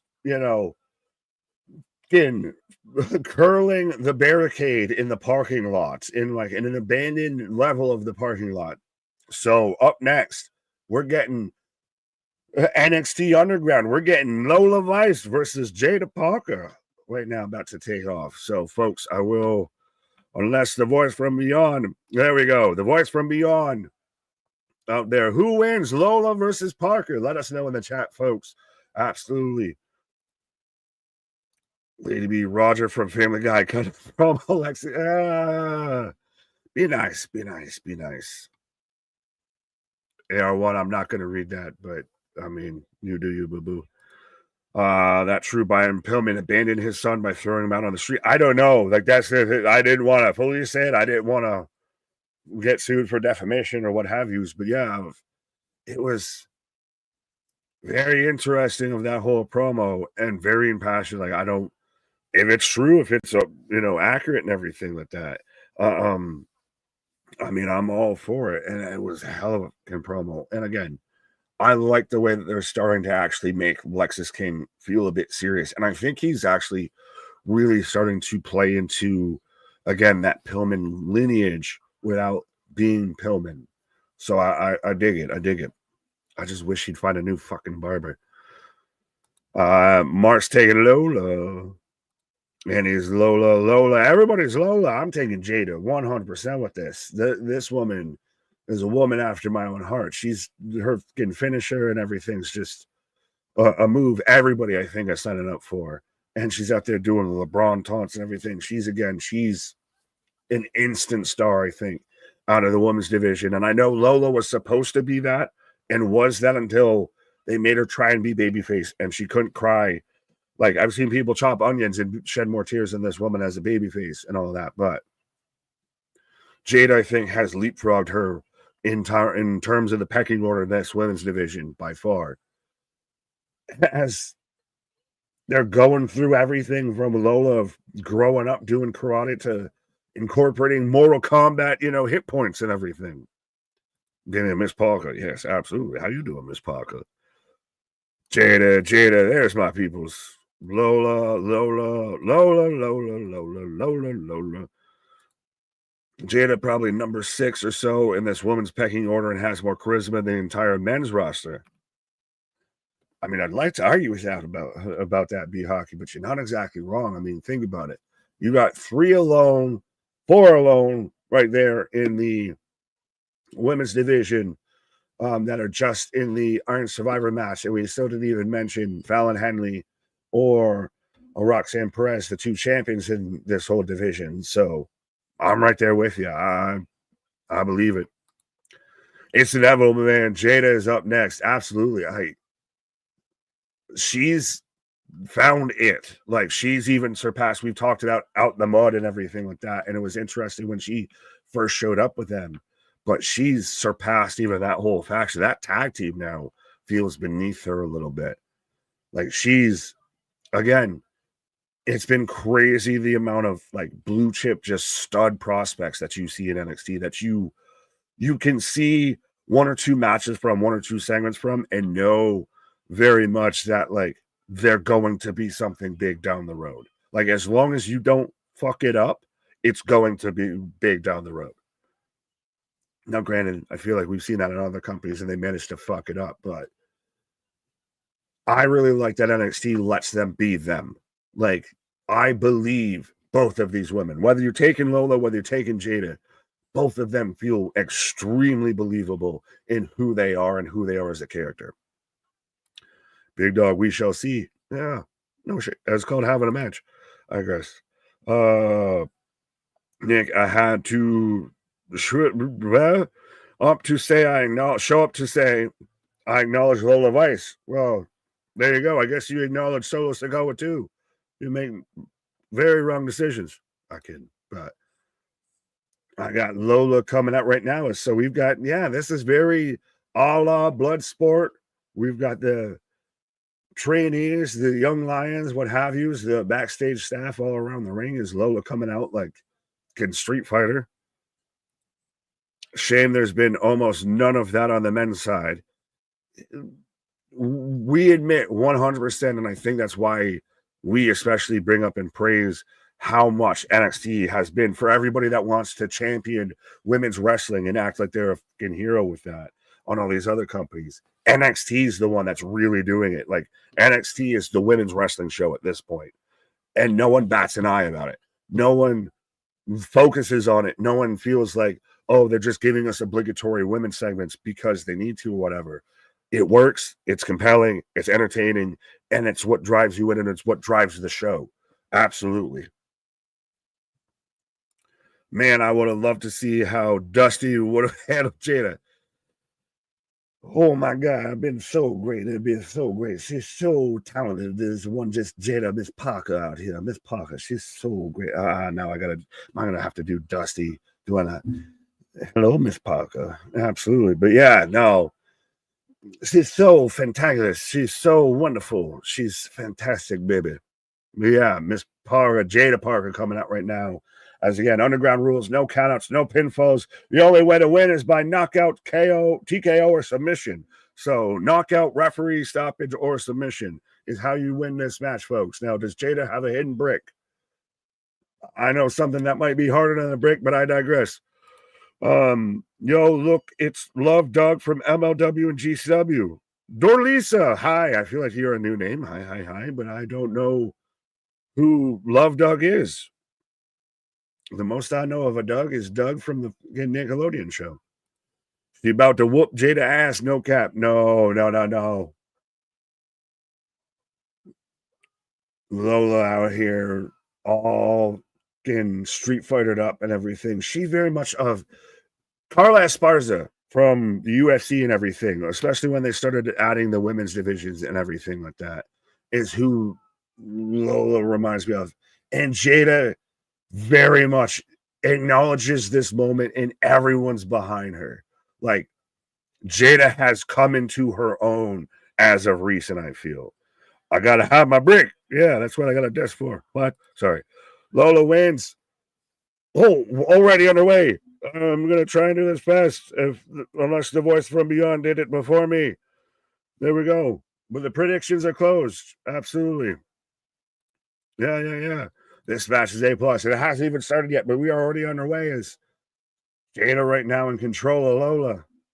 And I like how they've dimmed even the whole crowd shots and everything like that. So the only center focus is on the ring. Is already Lola dumps Jada out into the pit of everybody on the outside here. Oh. Into the table. Cat fight! Yeah. The girls are going. Absolutely, my guy. Jada's already got them bruised up ribs going to the table here. Parker, 51%. Wow. It's close. It's close, my guy. Of even when you were on your pause here, I was going through it, and it was Lola, Jada, Lola, Jada. Yeah. 51%. Oh, scoop slam. Yeah. And I get, Lola's out here very, like I said, Carla Esparza, women's featherweight, bantamweight type shit and everything. But Jada she's found that it factor, that shit that separates you from other people in the division. Like I saw somebody, I can't remember, I apologize. It might have been B-Hockey that said that she's, probably like 6th right now in this women's division. If we actually did like a rankings. She's up there, man. She's really made a name for herself. And it's crazy when like 4 of the other people are in the women's Iron Survivor, and you've got to include like probably 2 champions. So yeah. Oh, Lola with the 2-piece and the soda on the side. Is this Lola's 2nd or 3rd underground match this year? 3rd. Back elbow, back elbow. Oh. I feel like this might be almost the 2nd underground match between these two. No. Oh, well, I'm trying to remember who Lola had the last one against, because I know this is at least Lola's 2nd. This is at least the 2nd. Baszler, my friend. Fair enough. Fair enough. I'm going dark for the theme. Yeah, you did it. Oh, grapevine ankle lock. And there's no rope to go to. She has her 316 moment on Tuesday. She kind of did. Yeah, honestly. That's a great way to put it, actually. How do you feel about the vibe? No rope, lights down, people banging. Oh, no, I agree 100%. Trust me, of us just coming, what was it, last week or a week two before of us watching, Bloodsport and everything. I dig this 100% of just grabbing somebody, help me. Right? No, I dig it, and I think to see this presented on like a prominent level, I dig it. Oh, Damien has a good point. First time the NXT Women's title has not been defended on a PLE ever, or this year. How many matches are left? Two. 3. Men's Iron. The tag match. World title. Yeah. Jada don't have no ground game. No. Well, you're setting me up for something I'm going to say that's going to get me in trouble. Well, I'll digress. She smashed her fist on the back, the spinning back fist there, folks. I don't understand the people on the outside. It's just for the ambiance. Well, and still Securita, all of that, to help them from not, injuring themselves going outside of the ring with nobody around it, all that. Oh. It's very much sets it up like a fight pit feel. Right, and Lola working the hand. Makes sense. I mean, we just into it. Yeah. Oh, she got lefts. No. To the left. Well, this very much feels like Nick or Nate Diaz versus what inserts technical fighter right now because Lola's got the actual MMA background. Jada doesn't, so she's just out there. I'm gonna just whoop your ass. Mm-hmm. Jada can't even do her finisher in this match. Yeah, she's putting on MMA gloves. Oh, she took Lola's. No, she's trying to take gloves off. No, she took Lola's and put it on her. Oh, I see what she's doing. Okay. I'm like, is she ripping? No, she doesn't have. Oh, now. So she can throw bombs. Mike Tyson. Mama said, knock you out. Oh, big right. Out. Yeah. Ground and pound. I'd like to do that, but yeah. 3 matches left. Yes, 3 matches left. Right, 3. Best Parker can learn her ground game. Enough of that. Behave. Act like you've been there before.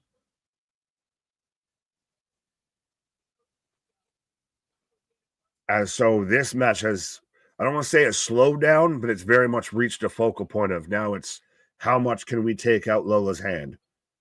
Well, Jada's got a belt. Or belt. Wrapping up the wrist. What is she up to? Yeah, this is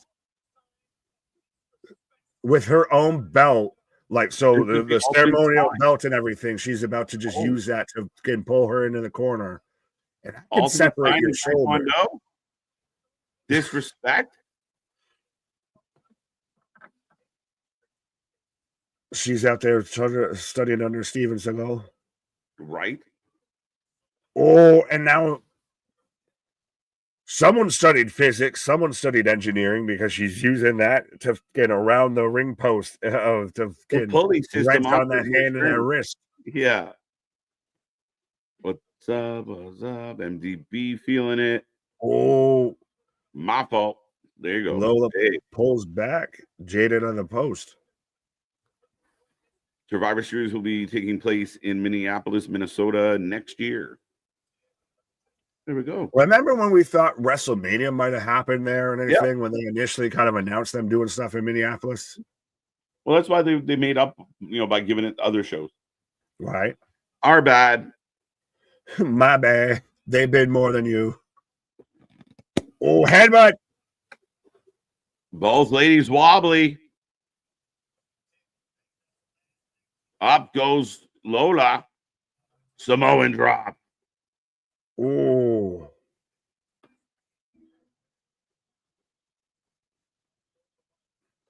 Is she going to go off the top of the ring post? Oh, it's like, is she going to climb with no ropes? Oh, we got the steps.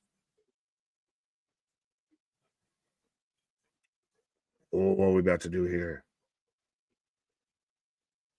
So we've just got the bottom steps right now. They're getting so Jada's going up the top of the ring post. Oh! She dropped the booty. That teardrop. Yeah, brought a tear to my eye. Yeah, it brings a tear to my eye. Absolutely. Brings a tear to my eye that I'm not that guy. Should have been me. And then they go, it should have been me. Oh, there's no pinfall. You got to knock this out. Or back to the hand. Yeah, with a tear in my eye. Woo. Oh, and now into the smaller back. Like, she's just wrenching on every bit of this. She's been in control the vast majority of this match. Right. Lola going for the leg. Oh, got her back. Is the ground game going to be what cost Jada this goddamn match, though? That's the thing. Could be. Could be. She in the choke. She in the choke. But Jada getting to her feet. Just fall back. Just fall back. Slam back and just fall back. Yeah! Lola down. What's she get now? A brick. The brick. She got a brick. The brick. A book. A brick. A bookity brickity brick. Brick City. Oh.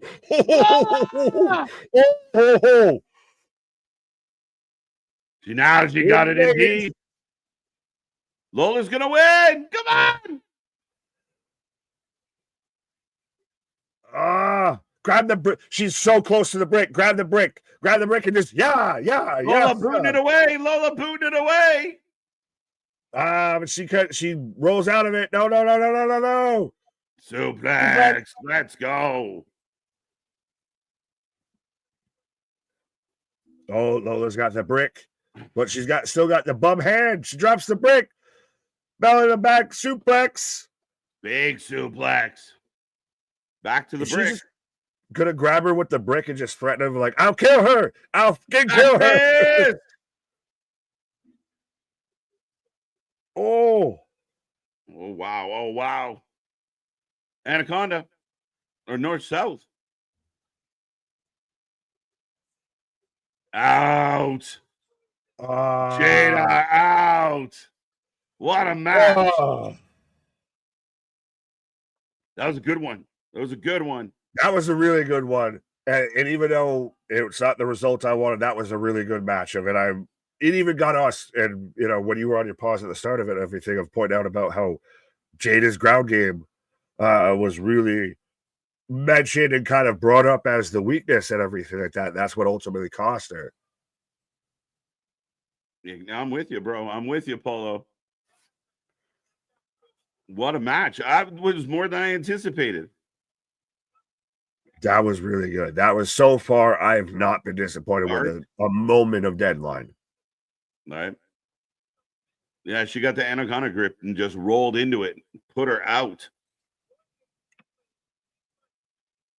How you gotta? Oh, she's doing the Roman Reigns. That's how you know she about to 2025.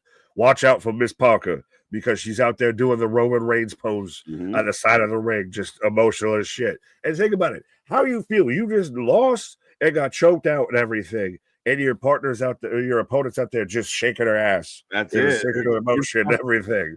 Like I hate you more now. Right. But we do go to our next little pause in the action, folks, as Lola gets the win over Jada. Again, up next, I imagine it actually might be the world title, right? Ooh, or the tag.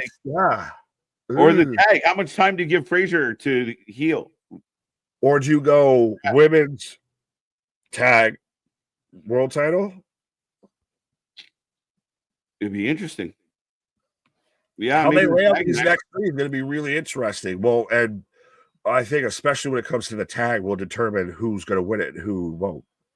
Yeah, I mean, if they go next, I mean, God, it made sense for Lola to win. I'm okay with it, especially in that fashion. Jada looks strong. Oh yeah, she was strong for most of the match, and that's normally when you get concerned to an extent of when it's a close of anyone could win it match. If someone looks strong for most of the match, they're probably taking the L. They're not looking so strong at the end as I'm getting an ad for Elimination Chamber.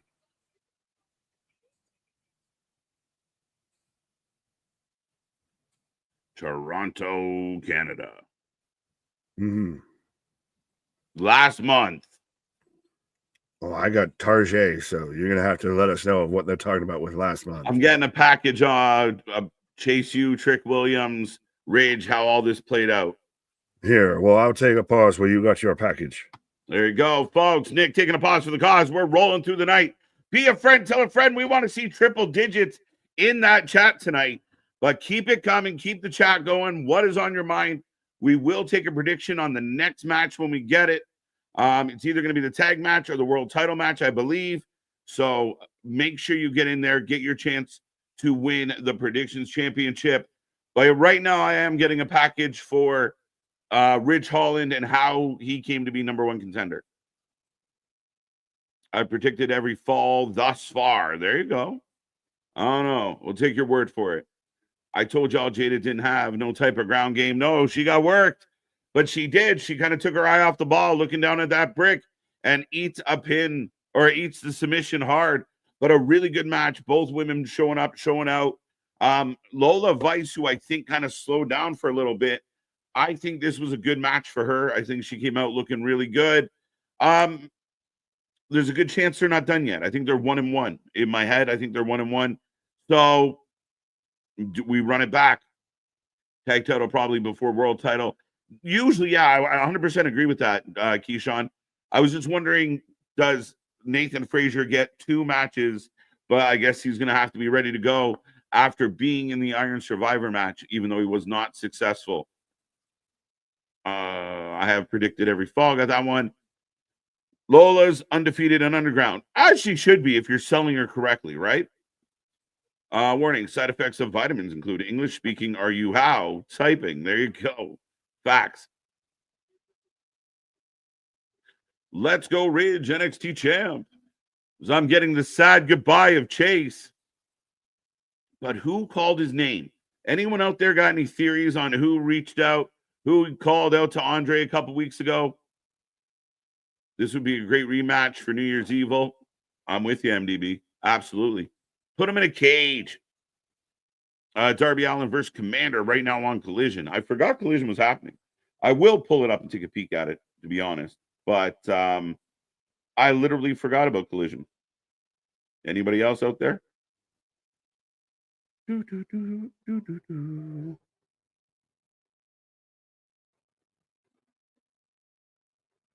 I'm pretty sure they changed some things about the Lola Parker match last minute to keep Parker strong. I don't know if they changed the last minute. It could have been a part of the plan the whole time. But again, I think they did a really good job of having a solid match. And Jada taking that loss, she'll be fine. She really proved herself in a lot of ways tonight. I mean, we haven't seen a lot of in-ring work from Jada. I was really happy with what we did get. And as Damian said, Darby taking on Commander in that marquee dream matchup. We up in here. Let's go, Willie. Was that Eric saying Mr. Che? It can't be. We're getting to the Chase World Order. I wonder if the main event will happen. That's an interesting question. Chase better not interfere. I'm wondering if that might have something to do with it. It has to be Bischoff. Remember, he was involved in. Yeah, I'm getting that vibe. As we're showing Stephanie Vacour in the back right now. Darby Commander, yeah. Yeah, I don't love it. Frazier all banged up, telling Axiom, I'm okay. I'm okay.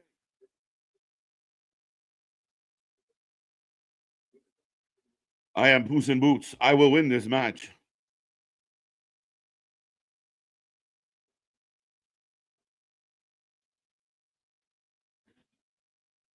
All right, folks. Up next, your tag titles are on the line. Who you taking, and let me know why. But it'd be hard to kind of bet for your champs right now.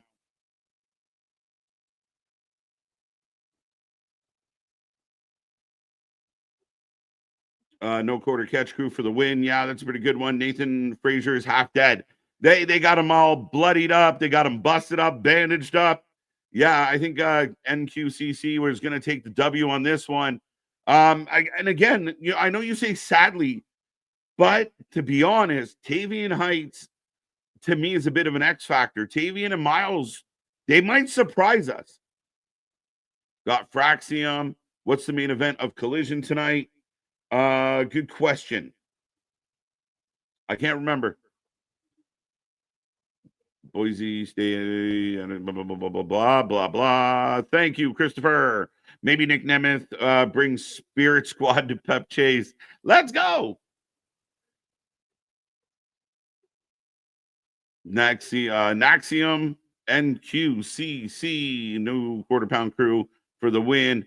Who you got, KJ? I'm definitely going with the no quarter catch crew. I thought the double duty was going to be an issue for Fraxium, and it looks like it's definitely going to be an issue. Bit of a surprise win.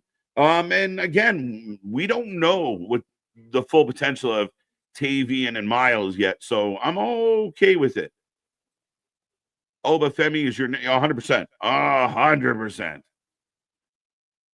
Absolutely. Let's go. I kind of don't want them to break up, MDB, to be 100% honest with you. New quarter pound for the win. New champs because Frazier looks like 100%, right? Looks like 5 miles of bad road right now. He looking bumpy. No quarter catch crew. I can't remember. Yeah, no idea. Tavian and Young Randy. 78% are taking no quarter. Fraxium for the win. Kyle Fletcher versus Okada is the main event. Are they going to tie too? All the matches that Tony can't decide between who he likes more, but they'll just keep going to draws. It'll be very interesting tonight, Damian. If Fletcher Okada go to a draw, I'll be very disappointed. Which, I mean, shocker. But here comes the no quarter catch crew. Their generic ass music with Dempsey, Dude wrestled an Iron Man match, and his partner expects him to be on his A game.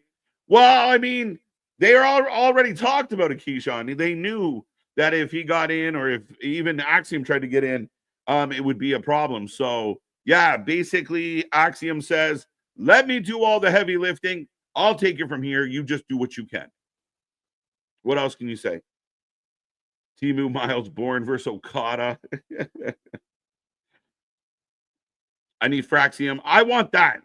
Yeah, I think I'm okay with that. British Job Squad for the win. I like it. Could the one who called Chase be a returning Bodie Hayward? Not sure who else it could be. That would shock him like that. I don't know, Don. I don't know. It sounded like it could have been Eric. Maybe I'm just paranoid, but I really don't know who that one addition, that additional voice was in that playback. And they even took the time to tease it. So, by the way, they got they got Nathan limping in slow motion. This should be a match of the night. I don't know. We'll see. We'll see it. We could be surprised. Some other team puts down Fraxium. I don't know. This could be the night. I picked first match on my own and lost. Now I wait for MDB to take whatever he says. Bourne, 100%. 100%. Miles Bourne kind of looks like, yeah, a lot of people saying that. This should be match of the night. Got that one. Let's see what we got over here. Yeah, so 75, 70, still 70+%. Taking no quarter catch crew here.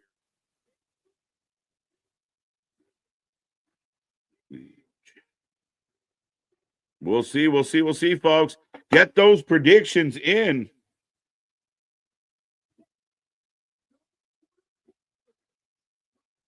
Miles Bourne. I don't know, man. They could surprise us.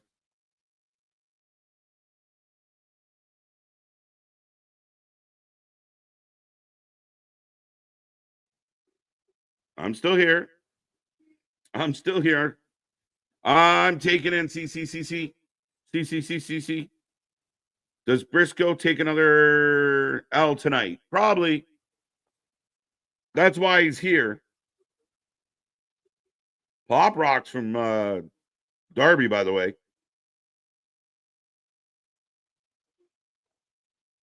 Axiom turns heel. Bourne, you got that one.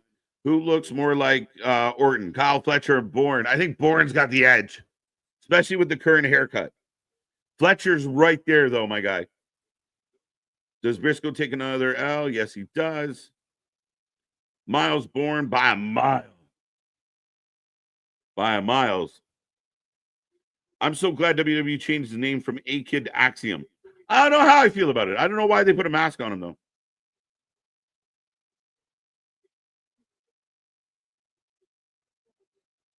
Apparently, they're wearing the same gear that when they won the titles. Nathan tags Fraxium or Axiom and jumps out of the ring.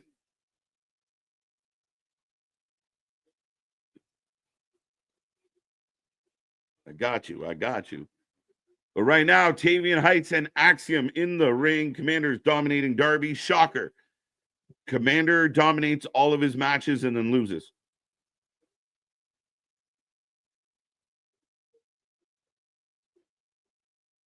Oh, to the ground. So we're getting a little bit of grappling here. Tavian trying to hold down the slippery little Axiom.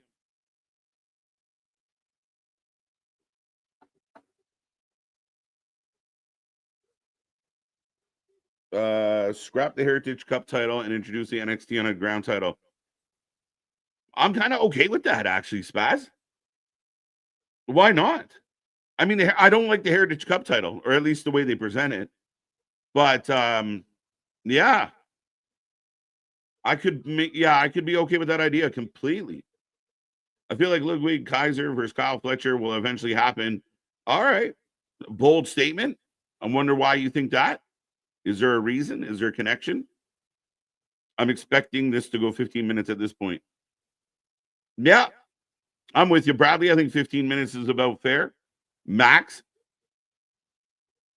Commander is 3-21 in singles matches this year, and he's in a singles tournament. Yeah, he earned it. This is one of those cases that, remember, there's exceptions to every rule, MDB. Commander is exception to the TBD rule. I say never bet against TBD. In Commander's case, it's okay.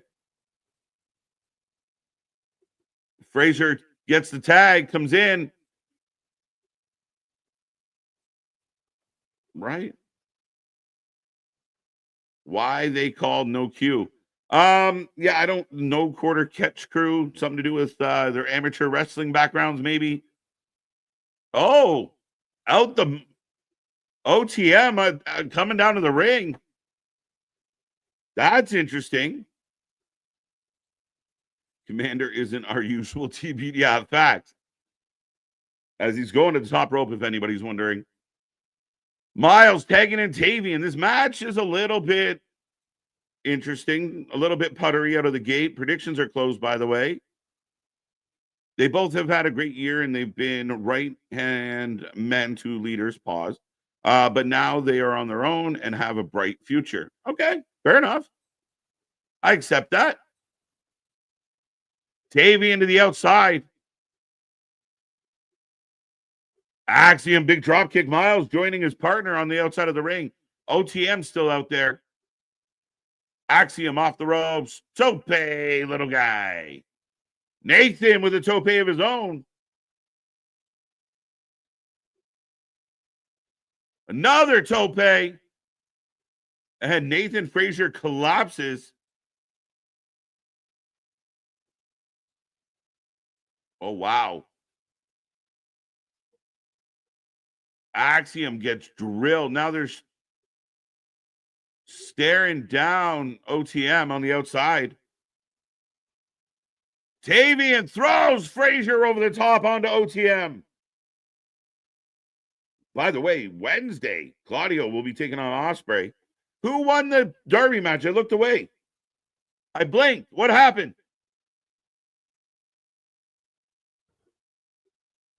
To be defeated. The term no quarter means to treat an enemy or an opponent with no mercy. Catch is a style of wrestling, ding, okay, which everyone in the group specializes in. There you go. MDB in there with the facts. Tag to Miles Bourne. I'm in here like swimwear. Speaking again of tag. Yeah. Darby Allin wins, beats Commander. Finn Balor. What's up, Finn? Right. We haven't seen Jacob. We've now seen Finn. Right.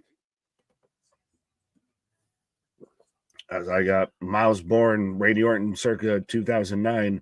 Yeah. And a headlock on Nathan Frazier. Brandon, Nick left the Commander match. Yeah, no, I the secret's out. It was me under the mask. It was me, Austin. It was me all along. I thought you were a hologram.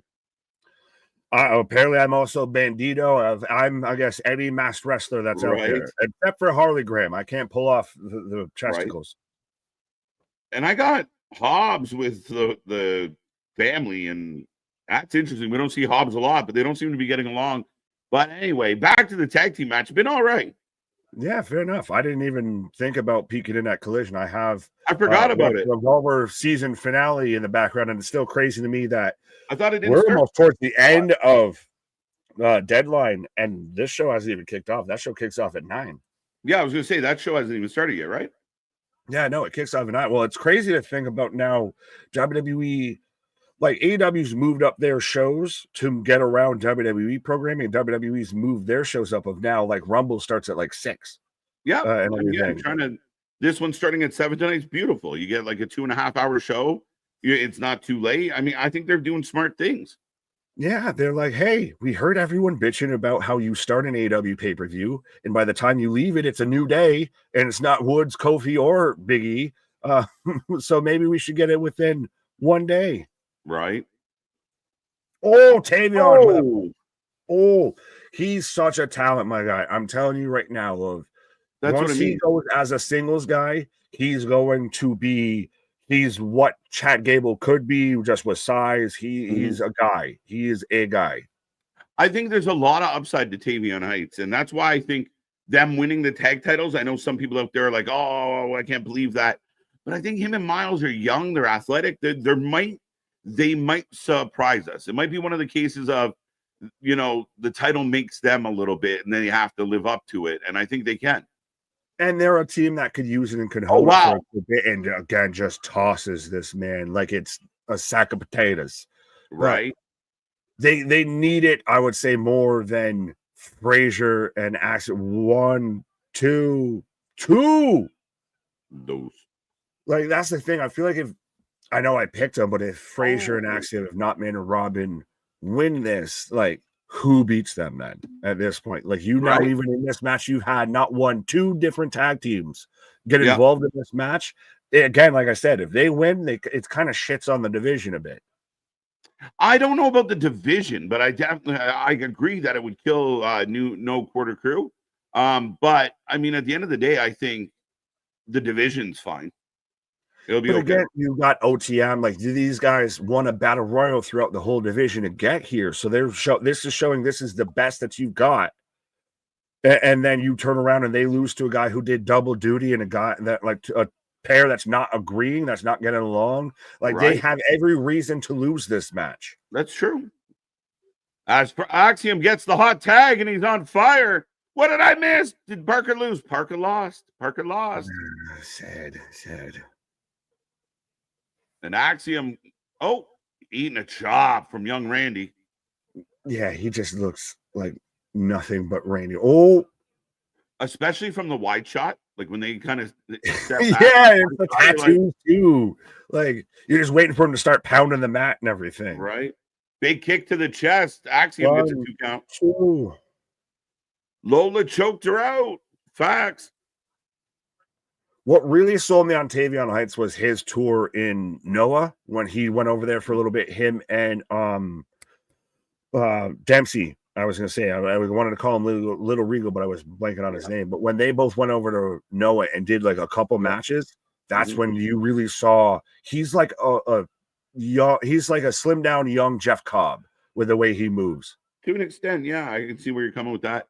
Tavion Heights did better in the Noah's N1 tournament than Josh Briggs. Just saying. Oh, that's who was out there with them too. Because Briggs just came back recently too, all weirdly. Right. Oh, Out the Mud is my favorite tag team on NXT. Oh, what the was that move? Said nobody ever, Chris. Yeah, but did you see that this man had him like small package pile driver and then just like rolled with it into like a slam? Yeah, just that's damn. Parker Lewis can't lose. Man's carrying these guys around like they're fucking children. Miles Bourne has the tribal stuff on his gear like Randy. I didn't even catch that. Ooh. Hank Tank, best team in NXT. Yes. 100%. They should be here fighting for the tag titles. Did you see Phoenix tweet before deadline? Yes. Phoenix has decided to take the route of Andrade, Punk, Miro of, I'm going to pick a fight. Yeah, well. You will let me go. With Punk, it makes sense of like he's a guy that normally seems like he would go to a guy that's his default action. A lot of these other guys feel like they were pushed into a corner that I have no choice but to fight back now. And that's a big telling thing to me. I still say it with Punk. Like, Punk knew, you know what? Like, Punk was standing there when that kid was yelling at him. He was like, I'm going to choke him. And this is my last moment here with this company. Like, I don't give a fuck. I'm going to choke this kid. And this will be me saying goodbye. And sure enough, and that's why, he lunged at him. He was making sure he was getting fired. Well, there's the whole conspiracy with that, all of that. I've seen the bits of the interview recently even pop up on my timeline as Frazier lands on his feet. The man hits a senton off over the top rope on the outside. But like when Heyman was out there and going full 450. 450. Sorry, Nick. 1. No, you're good. 2. 2. Dos amigos. Dos. The But yeah, big 450. The men's Iron Survivor went first. Oba won, Anthony. Oba, you heard me correct. Oba is the new number 1 contender. And surprisingly, not already the world heavyweight champion. Well, Frazier gets hung up on the top rope. Oh, this man about to go fly. Yeah, I know. I heard that too. That's funny, Misfit. Have you tried punching Jack Perry? Well, and that's even like I saw, like I was saying, of with the Heyman segment going sideways and Punk having to say of like, just don't double like him, just don't talking himself out of just snapping on the man and everything. Oh, huge suplex from the top. And the man, he rotated that man so much he laid it on his stomach, not on his back. Yeah, man, it's crazy. Up, power bomb position, drop kick, Randy style. Yeah. 1, 2. Axiom breaks it up. Match goes on. The crowd cheers. Wow. I think Nathan Frazier was number 3 in the Iron Survivor and now is still out here being kind of the prominent guy in this tag match. God damn. Right. Why they called Hank and Tank? Because that was Hank and Tank. Fucking terrible. Did you see that drop kick that missed by a mile? Just a little outside. Right. Sorry, you had a question about Hank and Tank? Somebody asked us, why are they named Hank and Tank? Because we call them that in WWE copies us. Yep. Miles up to the top of Fraxium. Spanish Fly. No way, they're going to win. Nathan! Oh! Phoenix Splash. 1, 2, carry on. Oh, it's a super kick. That was so good. Tavian breaks up the 2 count or the pinfall only to eat a super kick. And I knew NXT champ breaks out. Somebody, I think it was ABJ in the chat pre-show, said this is going to be match of the night, and it is actually cooking. This has put No Quarter on a fucking put you on notice. Yeah. Oh no! Axiom Kid Frazier. Down goes Frazier. Down goes Frazier. Oh. On the apron. Oh, wow. Death Valley Driver on the apron. The Fallout Death Valley Driver, too. Tag in Tavion. Let's go. This is it. Oh! That's such a good tag team finisher. 1, 2. Kick out!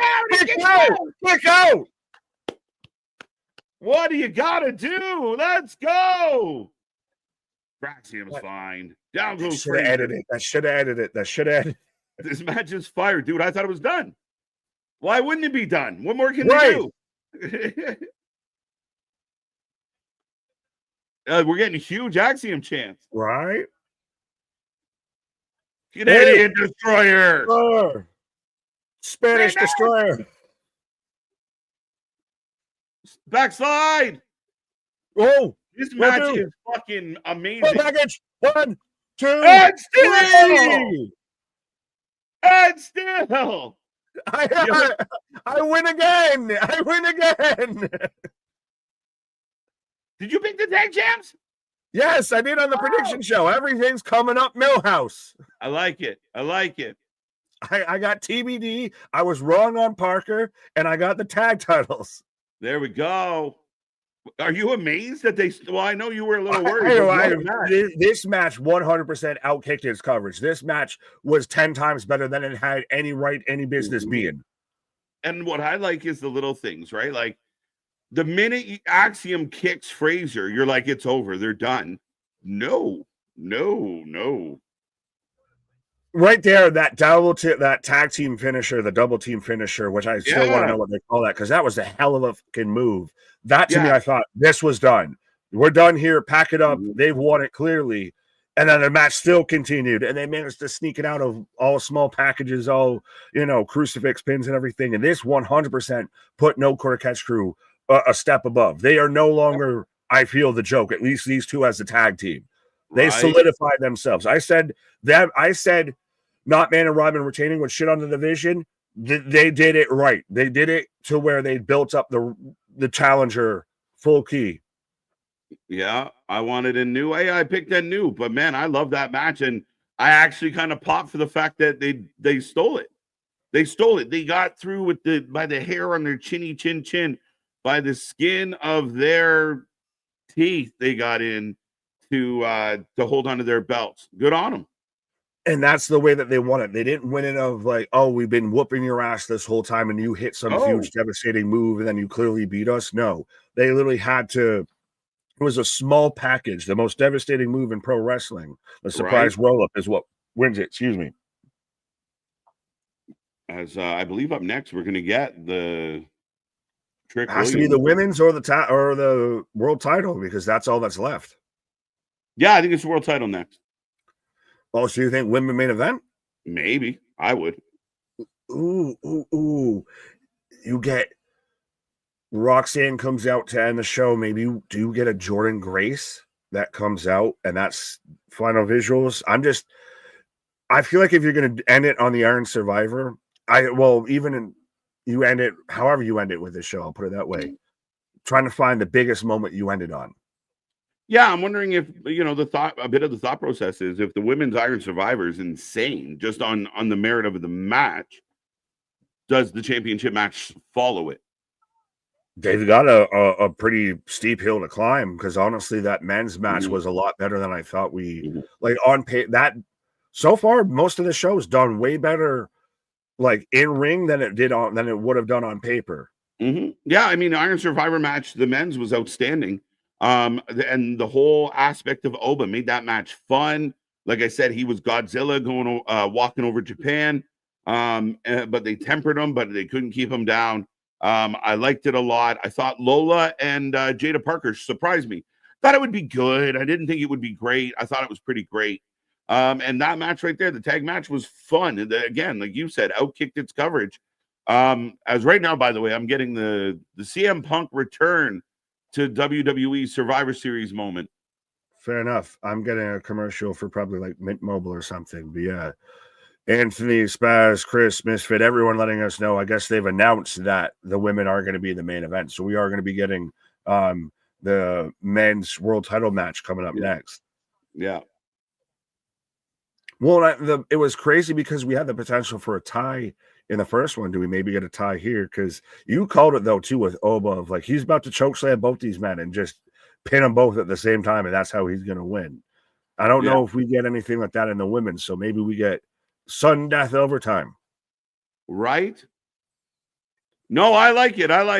I mean, still a lot up in the air. Is anybody get involved? Again, who was the voice? It sounded like Bischoff. Now, Bischoff was randomly involved in mediating. Did he somehow bring Chase into this mix? I don't know, man. We got things to figure out, but the Iron Survivor is going to be fun as well. I will be back in 2 seconds, sir. Fair enough, sir. There we go. But I think Bischoff might end up doing more with MLW because he recently did all of that, and they seem to be big fans of it. So he might be more involved with that than I think anything in NXT. I hadn't really thought about the whole Chase U thing, honestly, until KJ brought it up. But be interesting. That might be more of a weekly show thing instead of a right now thing. I wonder, like, honestly, if they don't have any surprises, if they don't have a Penta, they don't have this, they don't have that for a big return moment or what have you, still so far already been a great show in my opinion. If you disagree with me, I'm welcome to hear you out in the chat and everything like that. But so far to me, already an hour and a half in of very much feels like a really good show that is going to continue to still reach new heights. But if they don't have a big surprise to me, I don't think is going to tear away or diminish this show. Now, that being said, it'd be really fucking cool if they did. Sounding like goddamn Matthew McConaughey. Do you have any big surprises? No. Well, it sure be a lot cooler if you did. All right. apparently there must be a winner in the Iron Survivor match. Yeah, well, like I said, I read off the rules earlier. They went through it of the rules earlier at the start of the show with obviously the men's match kicking it off. But it is, if there is a tie, yeah, in the result of a tie, those who are tied enter sudden death overtime. So if we potentially got a tie in this women's match, then they just continue on with those people involved until there is a final pinfall winners. I've got Sol Ruka doing handstand, push up, shoulder presses, and then hand up. Like, don't ever ask me to think that I could ever do anything like that. I'd be a little bit more better at what Julia's doing right now, just running up and down the stairs. I still would be probably winded. Yeah, I can run in place more than I'm going to be out there, pressed up against the wall, doing shoulder presses and all that and lifting my hands, this, that, and the thirds. As Javon's backstage was Sarah Schreiber. Too many S's.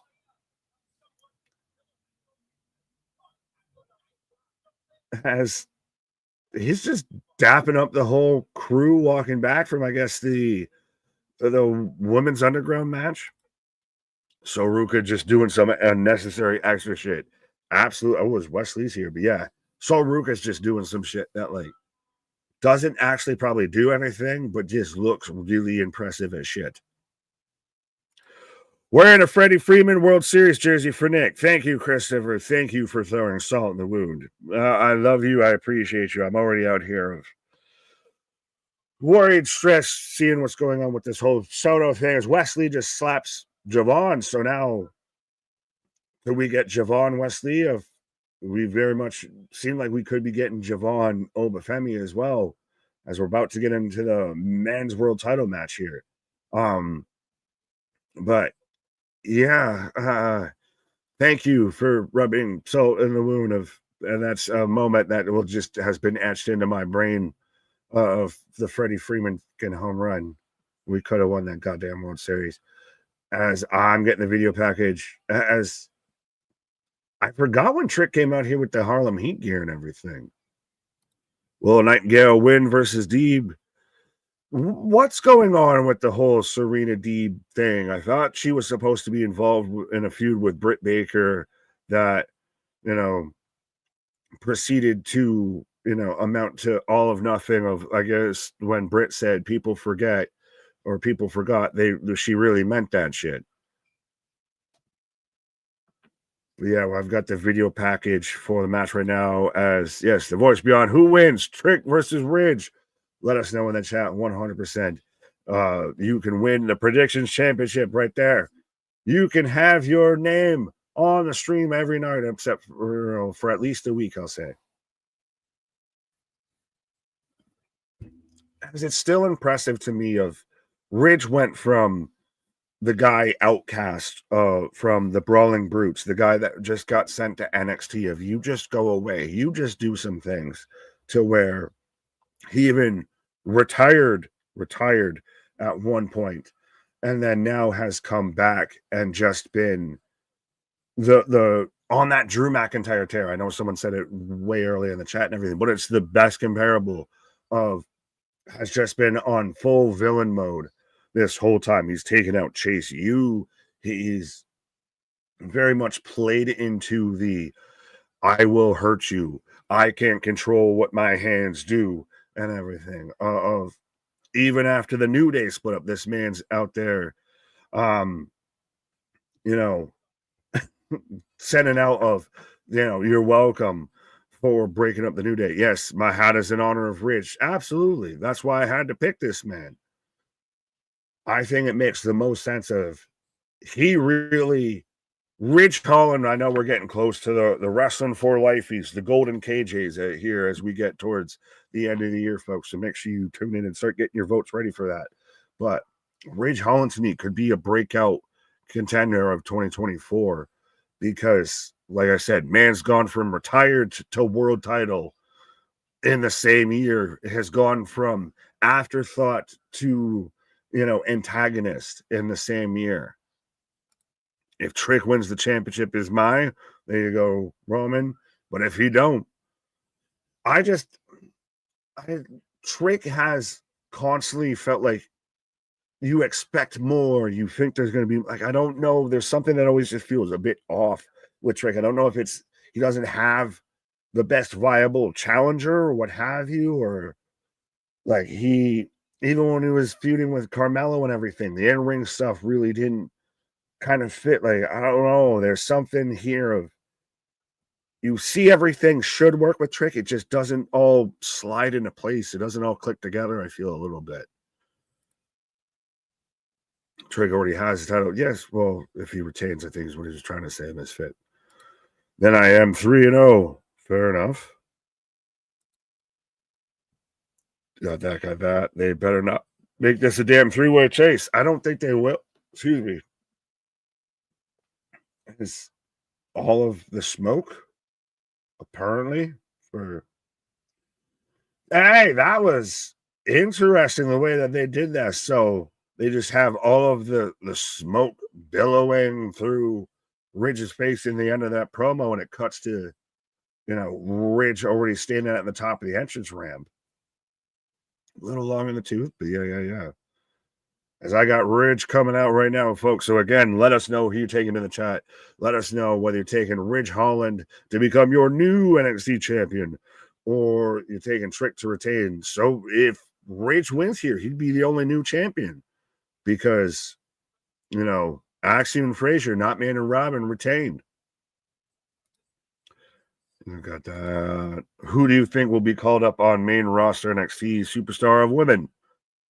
Roxanne Perez is the most obvious choice. I mean, we thought, honestly, a good chunk of the women in the Women's Iron Survivor could have already been up there, but Cora Jade might be a choice. Roxanne might be a choice. You already called up Kalani James and everything. You ain't really doing anything with that. You already called up Blair Davenport. You ain't really doing anything with that. Maybe do something with what you got before you call up more people. Just saying, just a thought. But those would be my choices. Perez, Cora Jade, AJ, Willow Nightingale versus Jamie Hayter on Dynamite. Winner going to Russell Dynasty. There you go. Thank you, Damien, for keeping us updated on AEW. Because I'm not watching it right now. I'm focused on Deadline. I'm going to take Trick because do we really see Oba versus Ridge? I mean, I kind of could see it. He is pretty big. Well, it would be almost kind of babyface Oba at this point versus heel Ridge. I think, honestly, whoever wins this, dead man walking. You done it now. You gonna made a big mistake of Trick out here with the boxing tires. They pop for him, but Oba's beating whoever has the belt. I really don't think Oba wins the Iron Survivor, goes to challenge for the title, big return moment and everything after dropping the North American title, and then turn around and fails to win. So whoever wins this, good luck holding it for a week or two because you're not holding it for long. Like, maybe you keep it on Trick just so you don't fuck up the timeline too much of Hotshot it. But yeah. Be interesting. Trick versus Oba. Oba would kind of have to work the heel in that match. As they're in Minneapolis, they're in the Armory, and still the venue, as Ridge is pointing at his neck, but the whole venue's got such a unique setup that you always love to see. It's like when you go and you see, especially like unique, like baseball stadiums and everything. They've just got like a random like city skyscraper wall like in one corner of the venue just because it kind of looks cool and everything. Like, it's always, even everybody's all upset about the Hammerstein and all of that. Of the Hammerstein's just view and alone, like the aesthetic of the arena is, a thing on its own. As Riz getting introduced right now, 8 straight singles victories and 1-time NXT Tag Team Champion. Man looks swole as shit. He looks like him and Braun Breaker could be a goddamn tag team. Just one's the Scottish version of Braun. Two-time NXT champion, 67 days as NXT champion. Yo. All right, folks, get those predictions in. 54% for Trick, man. Split again. A lot of the case with the matches tonight, not heavy favorites. Absolutely. Well, and I mentioned this while you were on a bit of your pause and everything like that. To me, and I'll say this before the match kicks off, if they have no big surprises, no big returns, we don't get any, in the crowd shots or anything like that of upcoming talent. Tonight's already been a stack show, already been a great show, of already really done solid. Now, if anyone is curious, the Death Riders are kicking the shit out of Orange Cassidy. If anybody was curious, we got the main event on NXT, or the co-main event, sorry, your world title on the line as Ridge taking on Trick. Get your predictions in. Last call on those. But if anyone is curious, right now, Orange Cassidy is getting whooped. If I'm WWE, and especially with Ridge Holland hitting that move called the Redeemer and everything, am I not blowing up Miro's phone? I'm saying,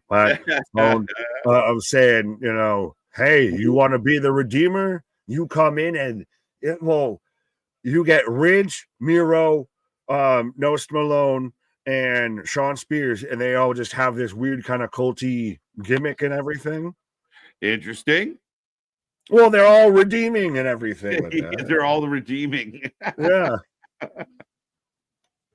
Rage goes down. Nice spear by Trick. Throwing them elbows. Rage for the win. You taking Trick as he hits another spear? Yeah, I'm taking Trick.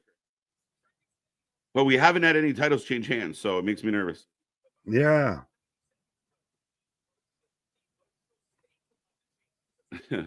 It's the Armory. No, I like it in the Armory, by the way. I like the vibe. Well, and I was pointing out because you see it at times of like the Hammerstein we've brought up before, or especially like certain like MLB stadiums and everything, of they've just got the unique setup and everything of how they've got like a whole city skyscape in like one corner of this venue and everything. I was like, that's unique. Like that's interesting versus every stadium. Unless they tell you what city they're in, you can't tell one from the other. Right? Yeah. Trick, big clothesline. Little bit of a cheer. The crowd's a little quiet for this one at the beginning. Trick looks great. But again, though, you saw Ridge pointing at the neck, and you've got Ridge out there, or you've got Trick out there with the K2 tape on the back of his neck. Yep. It's in the air. I got that one. That'll be the whole setup of Ridge is going to hit that Redeemer, and that'll test of if that neck holds up. I think if Oba faces his Trick, it should be a squash. I think I'd be okay with that. Yeah, like Oba comes out and just decimates him. It could hurt Trick a lot, though. Yeah, but we've said this of whoever wins this match, sorry, but your days are numbered. Of you maybe got a week or two holding that title before you're gonna just pass that over. And that's part of the reason why I'm nervous about this match as far as my pick goes, just because that's another reason Ridge could take this. I think Ridge Oba sets up better than Trick. Trick gets out of the way. I don't want to get any of this on me. You go kill that man. He got your belt. I'm sorry. I don't want to be in a splash zone of this, but I do. I didn't think about this. I don't know that can Oba cash in his shot tonight. I don't know if it's exactly a cash in or if you're now the number one contender. I think it was you get a match at New Year's Evil? Yeah, is that the next one for them? Yeah. I think fair enough. As we're getting a replay of the neck breaker from Trick. Neck cutter. Yeah, nope, it's not Sweeney Todd. The crowd wore themselves out from the tag match. Could be, but I mean, again, you kind of want these guys to come in and keep that crowd going. Yeah, this goes into that whole argument. Well, then your co-main event should be like there's still this big thing. It shouldn't be the pause for the cause match and everything, especially if it's your world title. And Trick always runs into these situations. It feels Yeah. Is it him? Is it the position he's put in? Is it his opponent? Like, I haven't felt great about a Trick Williams match since he won the title. Yeah, I mean, again, we talked about it. Even the Carmelo Trick best match ever in NXT history didn't live up to the hype. On a quick side note, did you know FTR still wrestled? Holy shit, they're on my TV. Holy shit, they actually still wrestle. They're not caught up in gun charges or anything like that. Right? You do exist. They do exist. Now the question is, do they win matches? I don't even know if they have matches, but yeah. I wish, and that's almost such a fall from grace that needs to be studied. Of the court of public opinion and everything that has really shifted on FTR. Oh yeah, by the way, yeah, no, 100%. I mean, again, it's been insane. Like they sold us on this idea that nothing mattered to them more than their legacy, and I can't agree with that. By the way, Orange Cassidy got kidnapped, and now they are feeding him cleaning liquid through a funnel. Yeah. When he was the secret cameraman, and hey, Tony, you're going to have a real hard time beating up them inhumane accusations and everything when they show the footage of, see, he forces his wrestlers to drink cleaning fluid on screen. Right. Now, here's an interesting thing is FTR stepping up to the Death Riders. I would love it. It makes sense of they're two tough son of a bitches and everything like that, or were. Keyword were. Yeah. It would be believable if you had somebody like to go with them. Like if you could somehow mold this to work, if you say you got Hangman and FTR versus the Death Riders, maybe you could make it work. Yeah, but here's the thing, nobody in the Death Rider is exactly a tag team specialist, Like to me, they're a specialist in nothing. All right. So for my money, put them in the tag division and make the tag division matter. I thought they should have put the belts on the Outrunners, and then the FTR comes out to celebrate with them and turns on them. This is our show. You guys just show up and you have a cool gimmick, so you're going to take our spot. That sells tickets more than anything. Oh, absolutely. That would have been a fantastic thing for that division. And this is the season of heel turn tag teams. We've seen it. We saw it last night on SmackDown. We saw it on Monday on Raw. I think even until you started talking about tag teams and everything, I forgot that the Death Riders, part of them, are the Trios champions, which are as irrelevant as all fuck. So yeah. No, it drives me nuts in that regard of like, listen, we don't work for AEW. We just think out loud some days. And that for my money is way more intriguing than anything you've done with your tag belts for 3 years. So it's unfortunate, but I think they're missing opportunities. As Ridge has got Williams in a bad way. Whips and chains, handcuffs, smack a little trick, whip my belt, scream help. I wanna trick you from your hand to your toe. He's got this man hung up in the trio and is just choking him out. VHS, that was scary. Got Trick milking, not Trick, Ridge milking some heat right now. As again, right now we got the world title match up against one-on-one for the ratings against Kyle Fletcher and Okada. Didn't we have Randy Orton in the last match? He was in the tag match. I think he went by Miles Bourne at that time. Right. Joe Wright, I drank cleaning bathroom products, spent 2 weeks in a mental hospital. They don't have oranges in those places. Fair enough. Joe, welcome to the channel. You fit right in. Right. Welcome to the Looney Bin. Say heel turn tag teams 5 times fast. Well, I couldn't even say it 1 time fast. Not doing it. Ridge still in control of Trick. Heel turn tag team. Heel turn tag team. Heel turn tag team. There we go. I did it. QMDB. This is why you're not going to be in the playoffs. Oh, snap. I want literally a log jam of teams at 7-7. I want 6 teams to end up 7-7. I want 6 teams to end up 7-7. So go MDB. I mean, fair enough. I just had I had Kenneth Walker there from Seattle is out, so might be a little tough sledding.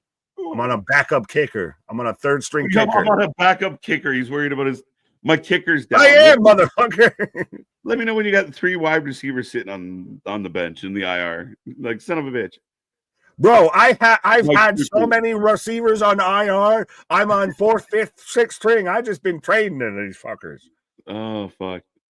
Think about it. I started with Rasheed Rice, Stephon Diggs, and they both gone. Right. Big DDT. Okada versus Fletcher. Reminder, Tony Khan said he doesn't care what Bischoff says, but cares what a podcaster on YouTube says. Should care what we say. Please, Tony, we'll do it. We'll do it even for free. Again, much like Bubba. If Bubba won't take a dime, we won't take a dime. We'll do it for free. We'll help you book. We'll make it good. Make AEW great again. Shit, I can't say. Well, I mean, Florida plays to the Red Hats. We got it. We're good. We brought it back around. I just want the authority to look at Jericho and go, no, sir, we can't do that. You go to Jericho. You're fired. Tony, can I? Please. I won't. I swear, I won't punch him. Even if he punches me, I'll just smile and wave. I'd let him. I'd eat it completely. You Bret Hart of like, I'll let you have this one. Just let me get this off. No, it'd be like, yeah, 100%. It'd be like Dave Chappelle. Roll it. Let me say it with my chest. Right. The camera running. All right, Chris. I'm going viral this week, bitch. Right. Then you got to sign an NDA and we can't talk about it on stream or anything. Right. Ooh, roll through. Roll on a small package. Oh. Got him up for something. Almost got him up, but yeah, did get the power bomb. Kinda. Ridge looks like a guy who should be strong as shit, but just doesn't act strong as shit. 1, 2. Yeah, 2 count for Ridge coming off white noise essentially. Roll it. Yes. Yeah. Hey guys, how million likes are there? Robin. Welcome. Well, if they're 1 million, I assume 1 million. Let's see if we can get to 1 million as we're still hovering around triple digits and all of that. Let's see if we can, crack that glass ceiling. Ridge missing the splash. It's trouble in paradise. Yeah. SOS. I hear them shouting. SOS. As we're 144 likes on the stream, so let's go. Nice. We appreciate it, folks. But yeah, did you see the thing going around that the plan for this E-turn was in the works for a bit, and we had talked about it until his untimely push off the roster of Odyssey Jones might have been there intentionally to replace Big E. Yeah, that was, to an extent, or at least short term, if not. Oh, 2 count. Oh, Ridge one. I like that spot. Yeah. That was a cool spot. Ridge kicks out of the 2, and they're so exhausted, he just drapes on him and gets another 2 on Trick in return. And it's so natural, and it's a thing you don't see often. No, not often at all. This is awesome chants from the crowd. Let's go. Who do you want to wrestle? Dynasty, Willow Nightingale, or Jamie Hayter? I don't even know if who do I want to wrestle? Go Jamie. Well, are you asking who I want to wrestle or who I want to wrestle? Yeah, who you going to wrestle? Right, I'll take Willow the Pillow. I'll let her slam me around. Oh, Trent Williams into the steps. Yeah, I like that. Come on, Ridge. Ridge is inside the ring. Well, he's clearing off this table. I'm going to break this man's neck. Right. Trick about to win the NXT title with a broken freaking neck. Oh, ho, ho, ho. Redeemer.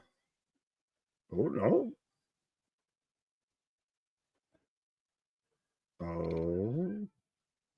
Oh, he flips Ridge off of it. Folks, 100%. Yes, absolutely. As I looked away and now I see it now. But yes, we have 100% all the Wrestling for Life merch. 100%. We got all the camos, the urban camos, the suburban camos, the suburbanite camos. We got anything and everything for your pro wrestling needs. And that's even just a small sample size of what we got. Even we were ahead of the game with that Netflix deal and everything. We've been having Wrestling and Chill on that merch store for quite some time. That's true, Nick. But look at Trick hung up. And they're trying to get his head out. Like, dude, it's panic inducing. That's like that's hard to watch a little. And again, well, it's a way of you get the neck injury in there without him hitting the move to do it. Oh, yeah. 1, 2. That had to be the 3. My hometown cooking for Deadline. Let's go. We got merch like vibrations have hurts. That's cute. You get a star. Well, and a thing of hurts of like car insurance or something. Two go. Oh, ready to the ring post. Discus pump kick. Trick kick. No way. No way. Good shot. 2 and 3. That's the win. I'm 2-2. I'm 2-2. A little flat, but I'll take it. I'll take it. Not a bad match. Not my favorite match of the card so far, but not a bad one. You just set yourself in the line of Obafemi, though. That's the thing. Of congratulations. You just signed up for an ass whooping. Dad, no offense, Trick. You had a good run, but Oba's a coming. Right.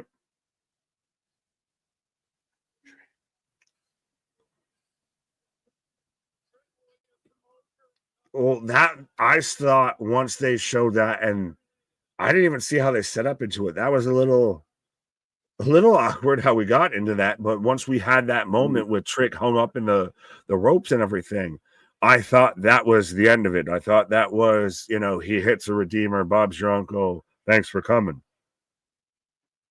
Right.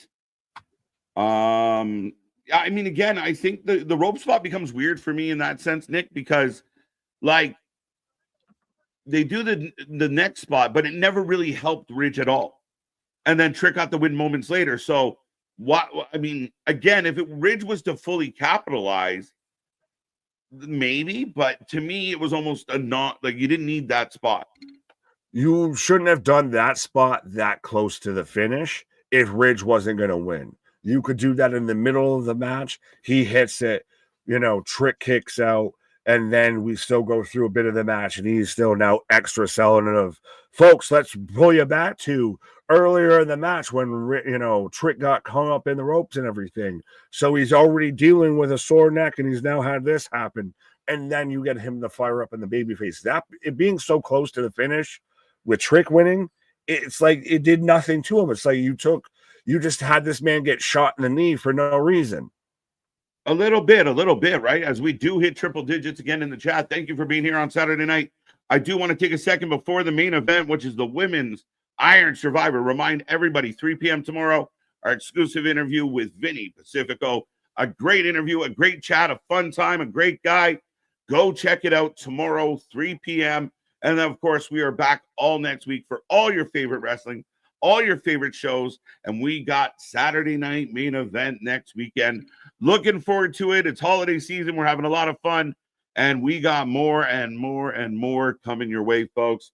So thank you for spending part of your weekend with us. Thank you for the triple digits. Remember, tell everybody you know about the Wrestling for Life Network. Often imitated, never replicated, never duplicated. We do what we do because other people can't do what we do. Facts. Got to get away, and I don't just stop and win every day they go. So. Whoa.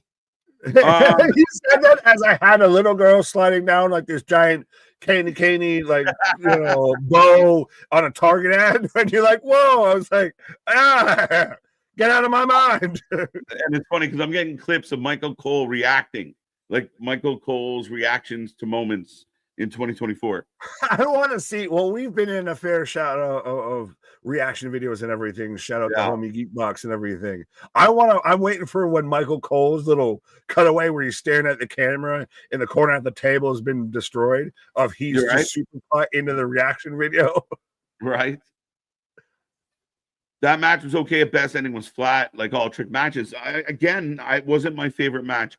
Tag match definitely did much better. I thought Lola and Jada Parker was overall a better match, more entertaining match from start to finish. Again, I didn't love the rope spot because it didn't mean anything. It just happened. And then he, okay, I won anyway. So what was the point? A little flat for me.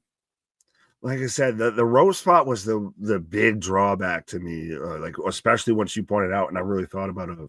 Like, you really like just kneecap this guy just because, like, just so to prove he can win it on his knees or something. Like, what the fuck? Like, why did you do that? It didn't affect anything. It didn't hinder anything. Is the tag match so far match of the night? Yes, overall. Yeah, start to finish. That was the most fun we had. Iron Survivor match opening the show, especially with Oba. I said it before. I loved it. I thought it was really strong, really fun start, really good energy to the match. I like how they brought him back and the vibe it gave, and that, I hate to say it, Nick, the aura of that man. I think he's the only guy, like wrestler, I want to use. He's Aura Femi instead of Oba Femi. Let's go. I mean, the women's match was really good. I really enjoyed it. The tag match of the night, and this match probably my least favorite of the four. Fair enough. I feel like both Trick and Ridge were exposed. But it becomes the issue of what's the common denominator of, can anyone really tell me the last good Trick match we've had? Because it's been a minute. And I agree with what Willie said as well. I've had it up on the screen there for a second, but Trick came on so strong that, like, Ridge didn't feel super strong tonight. And then again, Ridge watches, sees this guy hook himself on the rope like that and wasn't able to turn it in. Like the hands weren't able to be successful. It's a little disappointing for Ridge tonight. Well, and that's the thing, is it felt like the Redeemer and everything at that point should have been the finish right there. Of literally, you go from this man tied himself up in the ropes on his neck that's already got K2 tape and everything on it, hits a Redeemer, which is supposed to be basically a neck breaker move, into a 2 count. Like, it felt you've just cut the huevos, the marbles out of Ridge there. 100%. Ethan Page backstage, yeah. Ruka, or let's see what the chat is saying here. 39% Julia, 10% Zarya, Stephanie getting 32%, and Ren or Soul are getting 19% combined. And so 19% of that is Soul Ruka, and the 18. One for Ren. Like I said this on the prediction show, the only people picking Ren to win this match are her parents, and I don't even know if I can confirm that. Right. What is with this random ass parking lot? As there's random free or right, people just wandering through. Yeah, but this is the same place that Zari was out there just curling part of a random stanchion, random barricade, just because. Right. I pick it up and I put it down. Yeah, that's what it's. Yeah, I'm Zari. Yeah, I pick it up, I put it down. We're with Naval Rain. Naval Rain. We haven't gotten a Prince reference yet outside of the pre-show. They made the right choice not putting that match on last. I agree, Misfit. It actually works out well. Yeah, that would have been a flat fucking finish. I mean, I'm gonna just say with Ava, hear me out, but yeah, I digress. Is anyone's audio and visual off on the PLE? Like the mouth and the sound don't really line up, or is it just my feed? I don't know. How many vitamins are you on? Man's watching the dub version. NXT abridged. Right. Tiffy time. And in Minneapolis. It's my hometown. Big pop for Tiffy. I miss Money in the Bank. I can go wherever I want. Ooh, Tiffy cashes in on Roxanne Tonight? Oh. She's not even in the match. Yeah.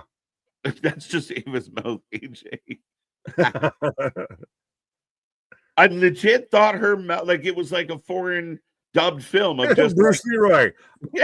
I'm going to win tonight. Right? Like shit. I am the best competitor out there. It's Tiffy time.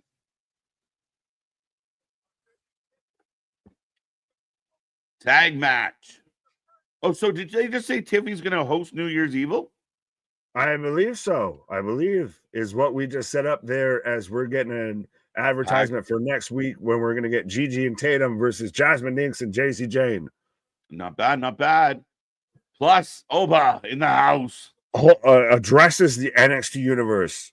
I'm back, bitch, and then throws to the microphone. That's it.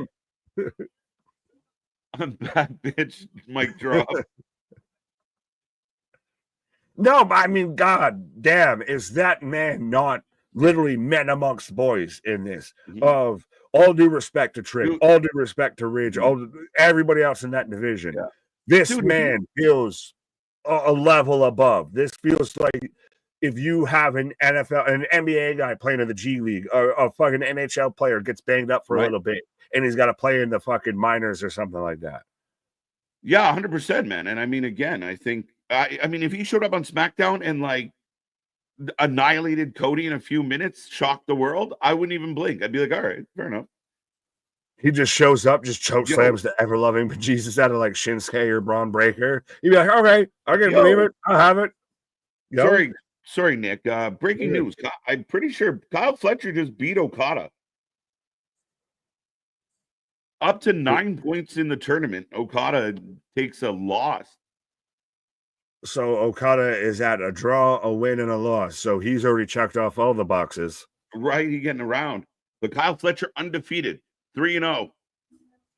Bring on Ospreay. Well, Kyle Fletcher feels like the flavor of the month, and this kind of or the flavor of the year, I'll say. Mm-hmm. And this feels like the flavor of the year title a little bit because it was Okada initially. Okada showed up. Yeah, he can say bitch a lot, and he flips the bird. And now it feels like it's the Fletcher era. Mm-hmm.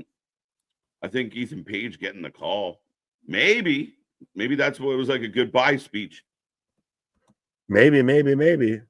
But up next, we're getting the women's Iron Survivor match here. So final tally is Julia 36%, Stephanie 33%, Ren Orso up to 21%, and Zarya down to 9%. Zarya not as high as I anticipated. Zoltan. You took Zoltan, did you not? I felt like I had to. I've bashed this woman enough. I gotta at least, I gotta make good on it. I gotta show that it's not out of hate, it's out of actual critique. Right. I ain't reading these rules again. Yeah, we're about to kick this one off, folks. And again, that prediction title is on the line. But this should be a good one. Absolutely. Well, and it's still interesting again, like I might have halfway tried to tag up there, but yeah, with this being a 25-minute match and everything, it's blink and you'll miss it, motherfucker. Right. Literally, we were counting down the last 4 minutes, 3 minutes, 2 minutes of the last match and everything. Yeah. Julia coming out looking great and looking ready to go. Anyone else think that her little, Sultan fucking shit and everything on her face looks like a face hugger from Xenomorphs? It does. But yeah, but she reminds me of, remember the Sultan Rikishi before he found out he had an ass.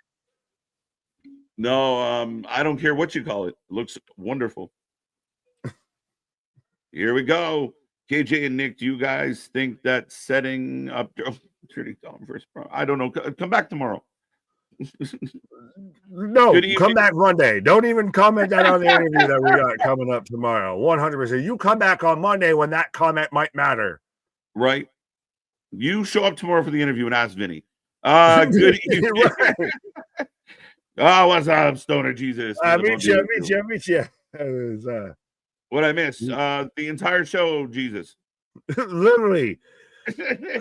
Christ is risen again. Just in time for the main event. So the quick recap is Obafemi returns to win the Iron Survivor. No Catch Quarter Crew loses to Fraxium. Lola chokes out Jada. Here comes Ren St. Clair. Trick beats Ridge, and now here we are. The women's Iron Survivor main event. I do really think, though, that she, like, as much as we give Ren guff and grife and everything like that, she has been really good in NXT and everything.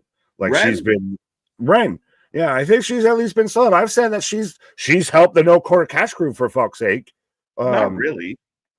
I'd take Wendy Chu over Ren St. Clair. No. How dare you? How dare you? 100%. No. Ren Sinclair all day, every day. No way. Ren's actually got a fucking personality. No, she doesn't. Absolutely, she does. She's out there. She's been a bit of the voice and everything for No Quarter. She's been more of a voice for them than goddamn Dempsey has. That's been that little pairing of those two at the top and everything. Meanwhile, goddamn Wendy Spooky Dookie Choo be out there sleeping and napping. She's doing all right. She's choking people out. But Ren St. Clair and Julia, what's that? Just my blood pressure rising. That's all it was. It was that loud. You could hear it fucking across the fucking microphone and everything. Spooky Chew all the way, bro. Dookie Chew. Why she should be in this match instead of Ren? I swear to fucking Christ. You trying to make me take a pause now. Julia wrestled Surya in 30 minutes to win the World of Stardom title, so she can do it. Yeah, she can. She's ready to go. She's definitely a favorite in this match, even though nobody picked her because Anthony with the curveball and went soul, which I like that pick. Bold. Yeah, well, and again, like if Julia wins, she's got to win the title, and 100% Julia could win this and all that. Like Julia has been in that same conversation with Kairi Sane, Io, Asuka of that same ilk, that same lineage and everything. So she's another person. More people in this match have main roster stamped on their forehead, just waiting for them to be delivered than anything else. Right. Ren's personality is an overbearing, annoying chick. At least it's a personality. Chu's got a personality. Creepy. Sleepy? Not anymore. Bullshit. Julia wins and we get the Juggernaut showing up. I don't know. One of those things might be true, Christopher. Right. So on what, like if you're a wrestling fan and you're trying to decide, what should I watch tonight? One channel, I have Ren St. Clair and Julia starting off a 5-woman deadline match. On the other channel, I have more toast. I mean, do I have peanut butter? Do I have jelly? If I'm having more toast. And I'm not positive who he's wrestling, but he's killing them. Oh, it's one of Solo. Come on, it's Solo. Eric. I fucking love that. I so love that for anyone that has been here a long time. That's how we would remember the fucking QT Marshall Cruz Solo, right? Colorado. It's like you with the reindeer. You got to do it a certain way. There's a pleasant mixing Tommy Cupid down a blitzing. Yeah. Backslide 2 count. Yeah, that's such a deep cut that I even forgot that. That's so good. I love that. That popped me in the night. That's the pop of the night for me. Ren Sinclair is really good. Yeah, I don't hate Sen. I mean, she might be all right. She's wrestling really good right now. But I mean, again, I don't know. She hasn't done a lot for me yet. I really liked her as Maddie Rankowski and everything on the indies, and she even did her own little interview segment to where it was like Main Character Chronicles or whatever, to where she would interview people and she was the main character still in the interview and everything.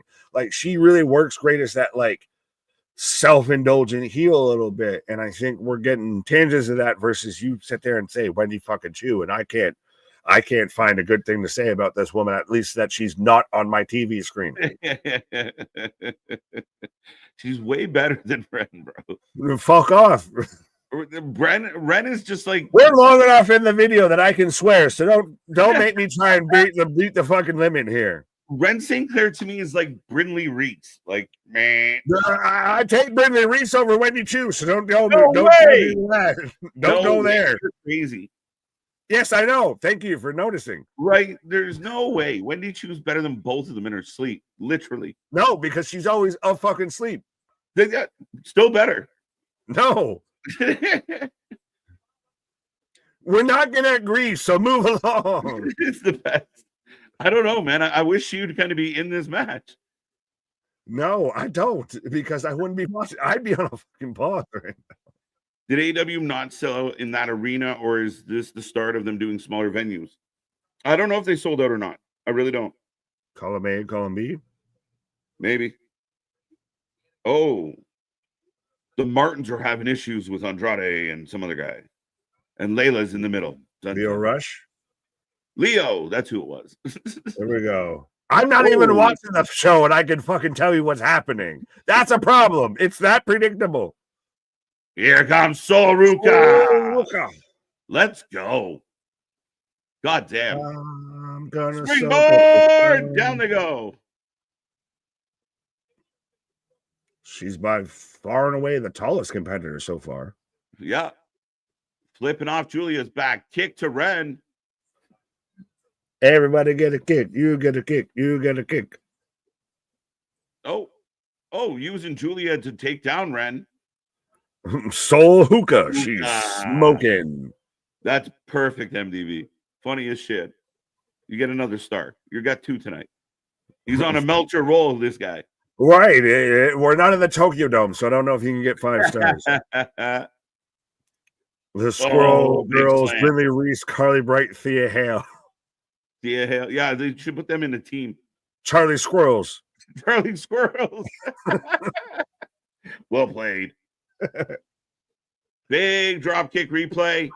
It's the fucking Chipmunks. Yeah. It's around Christmas. Christmas time is here. Butterfly.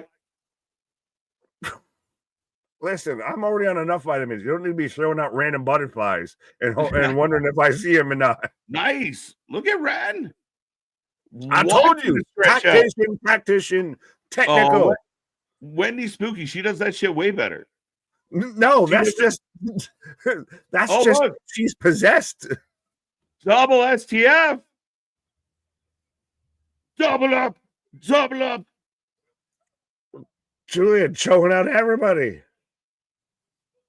Oh, has Ren's even grabbing Sol's hand of no, you ain't tapping out on my accord. Right. I like that spot. No, not tonight.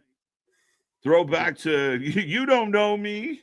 Shut up. You don't know who I am. That's why they don't let her talk.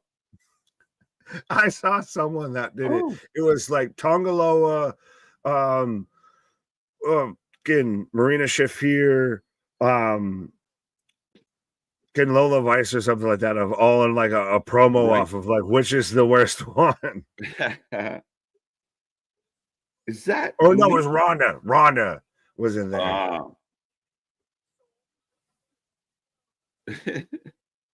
Diablo 4 should be good. Random side thought. Well, no, they made sure you fucking pay attention to it. It's on the goddamn center of the canvas here. Yeah, there you go. Not so random. Thank you. Right. I told you it doesn't register. It registers and I move past it of like it doesn't take away from anything. No. But now, again, granted, if you went UFC a bit and you have it every 5 feet and everything, right, and it starts to look like a NASCAR jacket, it might be an issue. But yeah. Right. Look, they keep just exchanging submissions. I like this little rotation they got going on here. The submission sorority. There you go. Ooh, drop kick. I need a that's my purse. I don't know you. Know you. Getting Bobby Hill. That's my purse. I don't know you. Oh, reverse Irish whip into the corner. Here. Well, what if someone mentions Wendy Chu? Well, we politely ask them to leave. Right? Man, I mean, she could be doing big things right now. But she ain't, and she won't, and I'm glad for it. Right? If you're going to push someone like Ren, come on now. Fuck you. Couldn't even tie her boot. What you got a problem with that? Why is that the problem? Well, I mean, she can't. Soul to the outside. I'm dumb because I literally took that as you thought Ren couldn't tie her own boots. You got Velcro, bro. She got that Velcro. I was like, oh, I wear slip-on shoes and shit like that because I'm a lazy fuck. So I was like, what you got a problem with people who don't tie shoes? Like, fuck is you trying to say? Vitamins may exactly. Vitamins may be closer than they appear. Right. Big slam by Julia. 1, 2, 3, and guess who took the first L? Yeah. Listen, I didn't pick her to win, my guy. I'm just standing up for her. Wendy would have taken that pin better. Fuck you. That's going to be the whole debate for this right now. Oh. Who would have been the better jobber here? Zoltan, Zarya. Here comes Zarya. Uh-oh. Run! Run! This is my life. Julia Ren would be a great match. They were, listen, I know I'm giving Ren a hard time right now, but she actually has a really good technical prowess. Sorry, it's just being the powerhouse says. I need someone to do like just an edit of Zarya in the Daria, where like Zarya's entrance with the Daria music behind it. Right. On one channel, this is happening. On the other, Mina Shirakawa's taking on, I think it's Uma. All right. So you just, I'm not going to fucking touch that with a 10-foot pole. No, we're leaving that alone. Yeah. Headbutt Julia to Zarya, but oops. Oh, do you like women or do you like anime? Double soul snatcher. House. But both women roll out. Double soul snatchers. Yeah. It takes talent when you get 2 for 1. Motherfucker, I'm trying not to say edgy things, and you're putting it on a tee. Stay on the edge. Stay on the edge. Yeah, just ride that racist snatcher. Right as Red just walked in. Live stream ever. 1, 2, 3. As home. Red, you can't wrestle. Get back in the penalty box. You sit your ass on over there. You and your big chin say the fuck on over there. Be more interesting in the penalty box. You know, you can have that. She'd be napping. But it's crazy, you know, we've got, you know, just Japanese women respectfully on Collision of just chest shakings and all of that. Meanwhile, we've actually got a women's match, and one touts themselves as having the best women's division. One doesn't say shit about it and just proves it. Right. They found a way to make the Soul Snatcher work. Remember when we first saw it? We were a little concerned. Yeah, pause. The Soul Snatcher would look too silly because you'd always kind of have to work your opponent over there. But they found a really good way to make it like an RKO, like out of nowhere. It's very much started to feel and hit that kind of level, like you said, of like an RKO of out of nowhere. Of all she literally has to do was do some halfway bit of a springboard, like front roll into it. And there you go. It's just RKO with a front flip. Right? Oh, they're setting her up. They got her off the apron, Nick. Sorry. Oh, no. Power on through the table. Zarya through the table. Julia and I'm so sorry about Zarya going through this table. Ridiculous, but yes. Yes, I am. This match is on fire, folks. Ren, again, just like her face, her emotions, everything. She sells every fucking bit of it. She looks like a Pixar character come to life. Yeah, right? Jesus. But no, I mean, come on. You get behind that face, but you can't behind one with a little makeup on it. I'm not. Fuck off, you. You're beating this horse to fucking death. Yeah. Zarya needs a backiotomy. So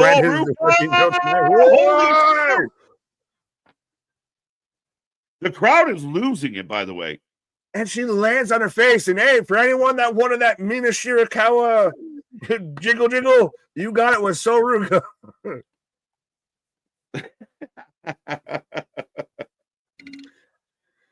Bro, if Soruka and Nathan Frazier were a thing, they're about to have the most athletic children of all time. There goes Red again. Oh, two count. Let's go. And this classic dream match between Umi and Mina continues. Uma Thurman and Mina Shirakawa. Kill. Look at that. The tarantula, the variation of the tarantula. Yeah, well, crossface instead of a tarantula. Crossface and roll through into a pin. Oh, yeah. 2, 1. Let's go. Purge horn. There she comes. Business picked the fuck up, my friend. My pick. Let's go. Yeah, but even they point out she doesn't have a lot of time in this, that she's diving in with a crossbody on the soul.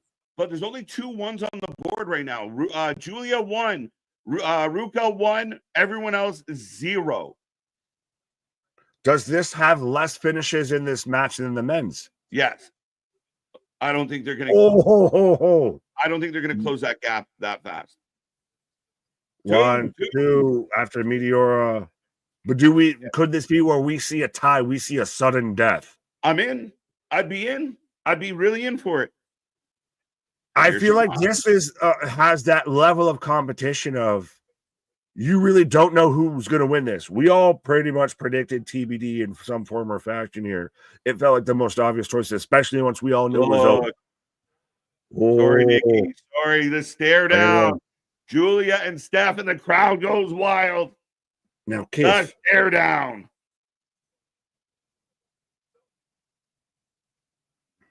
Oh, Zarya. Zarya! Oh, giving Zarya a heel vibe.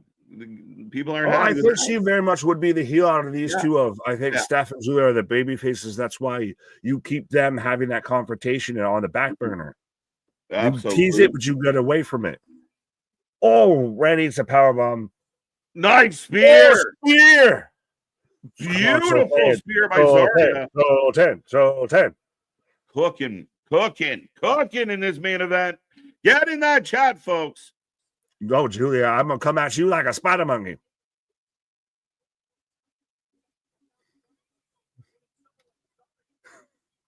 Chris caught my joke. I really think WWE is going to keep teasing Julia versus Vakor. Absolutely. It's babyface on babyface. That's your star-studded. That's a main event. So you tease it and then you walk away. You tease it and you find a way out. Mm-hmm. Oh, Julia just holding on, but Zarya running with her. Wow.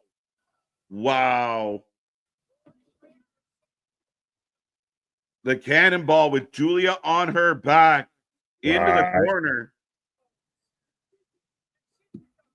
Oh, was that a goddamn F5? 3, let's go. Let's go. Zarya getting a fall for herself. So now we got Julia, Zarya, Ruka, all ones. Vakor and Sinclair still, we got a three-way tie. Up, sitting on donuts right now. Right. Big punch. They team up on Zarya and get her out of the ring. Wow, she went down hard. Oh, yeah. Oh, Steph. Small package. Oh, Redden going to get a pin? 1, 2.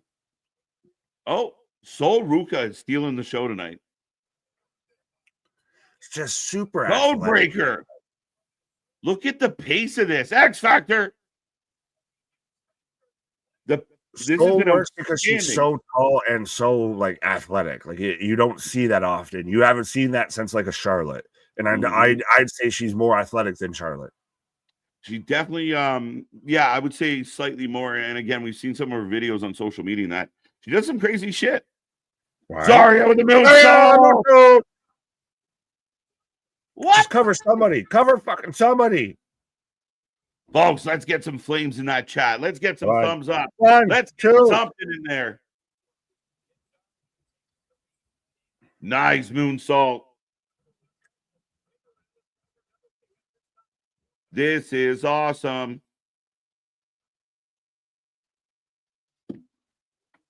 All right, Julia, back out of the penalty box. All right. So Ruka is way more athletic than Charlotte. Yeah. So far, Hurricane Rana. Yeah. Stole into the corner. Ren's right now the only one without a pinfall here. Yep. Everyone else tied up. Shocking. Wendy would have 2 by now. I'm going to punch you. I'm going to fly to Toronto and just punch you in the throat and fly back in the same night. Right. Imagine if, yeah, you got a good point, Anthony. Imagine that Ridge and Trick went after this. Yeah, no, bad look. Smart move on them. So props. Right. Yeah.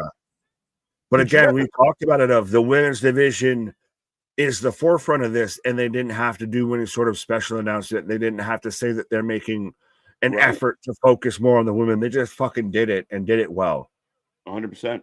100%. And they're going, Ren almost got it on Zarya. Out of nowhere. As we're within the last 5 minutes, by the way, is everybody is tied but Ren. Oh! Yo! Ren about to eat another L. Oh! Stephanie breaks it up. And the crowd just keeps clapping. I mean, I would too. I'd just smile and wave, boys. Smile and clap. We've been dying for this. Ooh. Both women duck. They're just teasing us and teasing us. Just a little flick of the frenulum of 100%. Just tease as much as we can. Both women throw hands, but nobody connects, and they instantly get pulled apart and separated. Yeah. Double drop kick. But look, they got each other's hair now. Headbutt.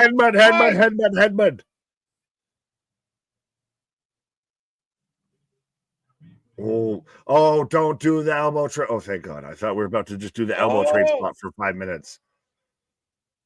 Julia, get. No. Oh, wait. There we go. We remember. Countering. And drops her on her back. Let's go. Thank you, Sean. And 10 pay-per-view. Still way better than the last 3 AEW pay-per-views. Good night, fellas. Just love wrestling. There we go. Let's go.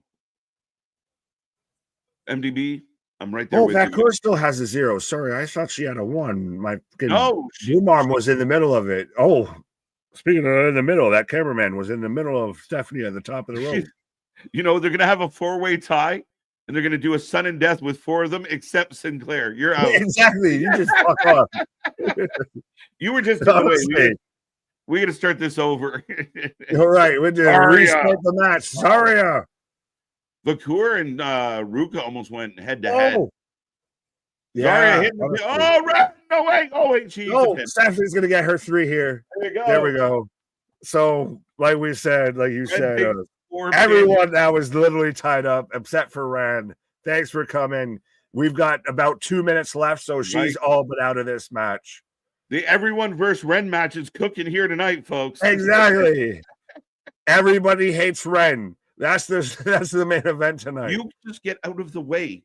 Yeah, no. Will you just go away, you? Oh, like a stunner. That was only see that on OnlyFans. Yeah. The thing about Ruka is, especially because she's so new, like she keeps like throwing out new moves.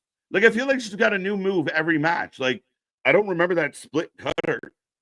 Yeah, but it's just she's got that super athleticism, and it works because it's like she's athletic, but she's also not that compact. Like she's like again, if Ricochet and Charlotte had a child. 2 count. Stephanie rolling out. So yeah, we're about to be in the last minute here. So this is either nut up or shut up time, or we about to see a 4-way tie when I don't recall ever seeing a tie ever in these. Right? A 4-way tie would kill me. Sinclair eats 4 pins and gets booted out of the end. Bro, she's got 5 seconds left. She's about to come out with about 50 seconds left in this match to try and get a win just to make it a 5-way tie. Time out. Ruka literally, come here. Right, come here. 1, 2. Holy shit! She did it! Oh, we want some red. Oh. Everybody's tied up in the last 30 seconds. 1, 2. Oh my God, that's a pull-up. Do you believe in miracles? Zarya, double spear. Let's go. Sorry. You got like 10 seconds at 5. And Julia, big knee. Small bracket. 1, 3. Julia's about to win in 9 seconds. Wait. No, give her the pin. Go to sudden death. No. 1. Nah, time ran out, so Julia wins, but Stephanie again was ever so she was. I can't say the word, but you know the word by a hair. She was close. Who was closer to getting a victory, getting the tiebreaker there? Javon Evans or Stephanie Vaquer? Stephanie. Because it doesn't matter what Javon feels. This is crazy. And no one cuts. Oh, they finally cut to Ren. I was going to say they show her at the very end, but God damn, was that good? That last minute of anybody could have won it. Yeah, and again, the way they did it, what I really liked was Julia got that late pin, but it wasn't just like, oh, we're done. It was like, no, we went right to the buzzer, and I really well played. Really, again, it feels like a sprint. You kind of find yourself getting into it and kind of getting amped up, like, all right, but no, I thought it cooked, man. That, like I said, that last whole minute, because literally as we're like, there's no way Ren Sinclair gets a pinfall here and ends up tying it up. And then sure as shit as she does. And then it instantly spills into Julia gets a win after Zarya looks like she's about to get a win. And then Stephanie's literally seconds away, like a breath away from tying it up. And we go into overtime and all of this. Like that's the thing is that whole match sold. Everyone in that match, even a bit Ren, felt viable. You know what? I'm literally going to say that. Like, what had surprised me was we spent the whole match kind of making jokes about Ren. And all of a sudden, after eating 4 pins, she steals a pin and then almost hits a second one right away to the point where I'm like, no way. Like, could you imagine out of left field, she got it? It would have worked. But everybody got real quiet for a quick second when she turned around and gets a pinfall coming right out of the penalties box, and then it almost hits a second one. 100%. And again, Julia winning is not a bad thing. Julia is kind of owed a rematch anyway. The crowd's going wild. You finally got some interaction between her and Steph, which was great. Look at as all the screamers, all the confetti. But do we at this point know, as this is the last WWE Premium Live event of 2024, by the way. So it's been a hell of a year. But do we now at this point feel that whoever is currently an NXT champion is in trouble? Congratulations for being champion. I can't wait to see you lose it because you're about to lose it. Yeah, you're in trouble. Your days are numbered. You're a little nervous right now. Tonight was not a fun night for your title reign. No, and I still like this is just that's such a hell of a shot of all the it's amazing everything. Everybody's out there on the ring side of da, da, da, da, da. She's gonna cry, you're gonna cry, we're all gonna cry. Who's chopping onions? But yeah. And again, though, to me, I think this show, top to bottom, was really great. We didn't have the surprises that everybody really thought we were gonna get that. People could have hyped themselves up into getting, but it was still a great show, top to bottom. And I really like that they are, I think they're doing this reconditioning wrestling fans that No. You're going to like a show without a surprise pop. You're going to like a show because what we gave you was good. And then once in a while, we'll give you a surprise. But we're not just going to hand it to you every pay-per-view because you think you deserve it. I like it, man.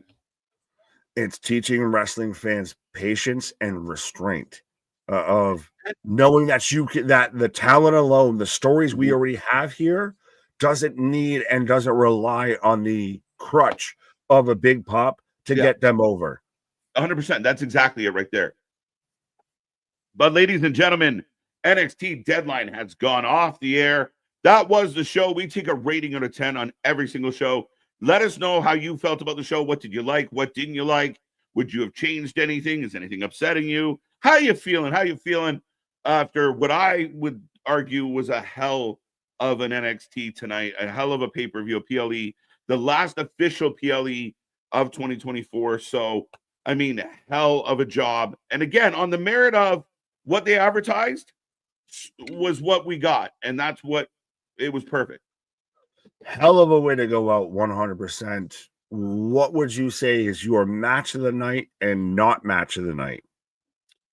My match, did the Women's Iron Survivor match steal it? Yeah, I think the Women's Iron Survivor steals the show. I think Sol Ruka, MVP of the match, and maybe MVP of the night. Outside of Oba. Oba was a murderer. But women's and my least, Trick Ridge. Yeah, it was so bad that you forgot who was in the match. But yeah.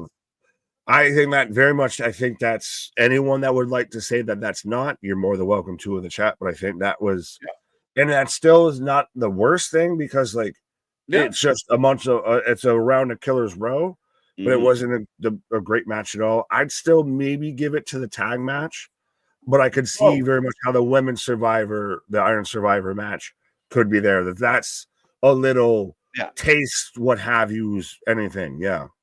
Yeah, I think the way it finished up and again, you're kind of the match ends and you almost want to start the 1 more minute kind of chant or 5 more minutes, whatever it is. You kind of want more. They left you wanting more tonight. Oh, absolutely. But I'll give it to the tag match because I expected much less out of the tag match than what they delivered. I expected the Women's Iron Survivor to be like we talked about it even before. If it made sense, why was going to be the main event even before we saw the match? So I think because the tag match went so beyond any of our expectations, that to me is match of the night. That's a valid argument. I mean, it definitely. As far as my expectation go, that one definitely exceeded my expectations. Yeah. And I, fair argument that the Women's Iron Survivor lived up to the hype. And that's not taking away from it because very much it was the hype. It was very much that, I am the hype type shit of that very much delivered and delivered beyond. Both Iron Survivor matches really delivered. Yeah. I mean, I thought the men's was really fun. I liked it. Like I said earlier, it was Godzilla attacking Japan and them just trying to find a way to slow that big mofo down. Solid. The tag match, again, I think the only match I wish was a little more entertaining was Trick, which I've said several times through his title run, which is unfortunate. Yeah, I'm finding it's a lot easier to find Trick matches I don't like than it is Trick matches I do like, which is a problem because I really like Trick. He's got a lot. I really want to like him. Yeah, there's just something not quite clicking yet. And I don't know what it is, but I think part of it is his style. And I think they've put him in there with Pete Dunne and Ridge, some veterans to kind of slow down and hone his craft a little. You put him in a match with Ridge, you slow him down. You work a slower match. And maybe that's what it is. Maybe it's a little boring on that sense. It even feels with tonight is a prime example of it. Feels even like whoever's aging the match or anything. And again, I've not worked in a locker room or anything like that. I don't pretend to, whatever. But even who's aging the match of you have that neck spot where he gets tied up in the ropes, comes right into eats a redeemer, kicks out, and that's your go home moment like that. No, if you're going to do the tie-in, the next spot in the ropes, and it's not the end, you do it in the middle of the match and you play it in throughout the match. It if you're going to do that, that's your go home spot. You follow that up, instantly finish your 1, 2, 3.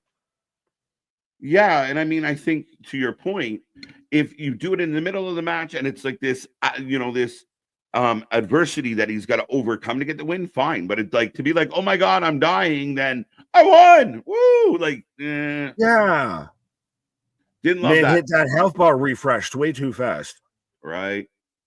These women are great.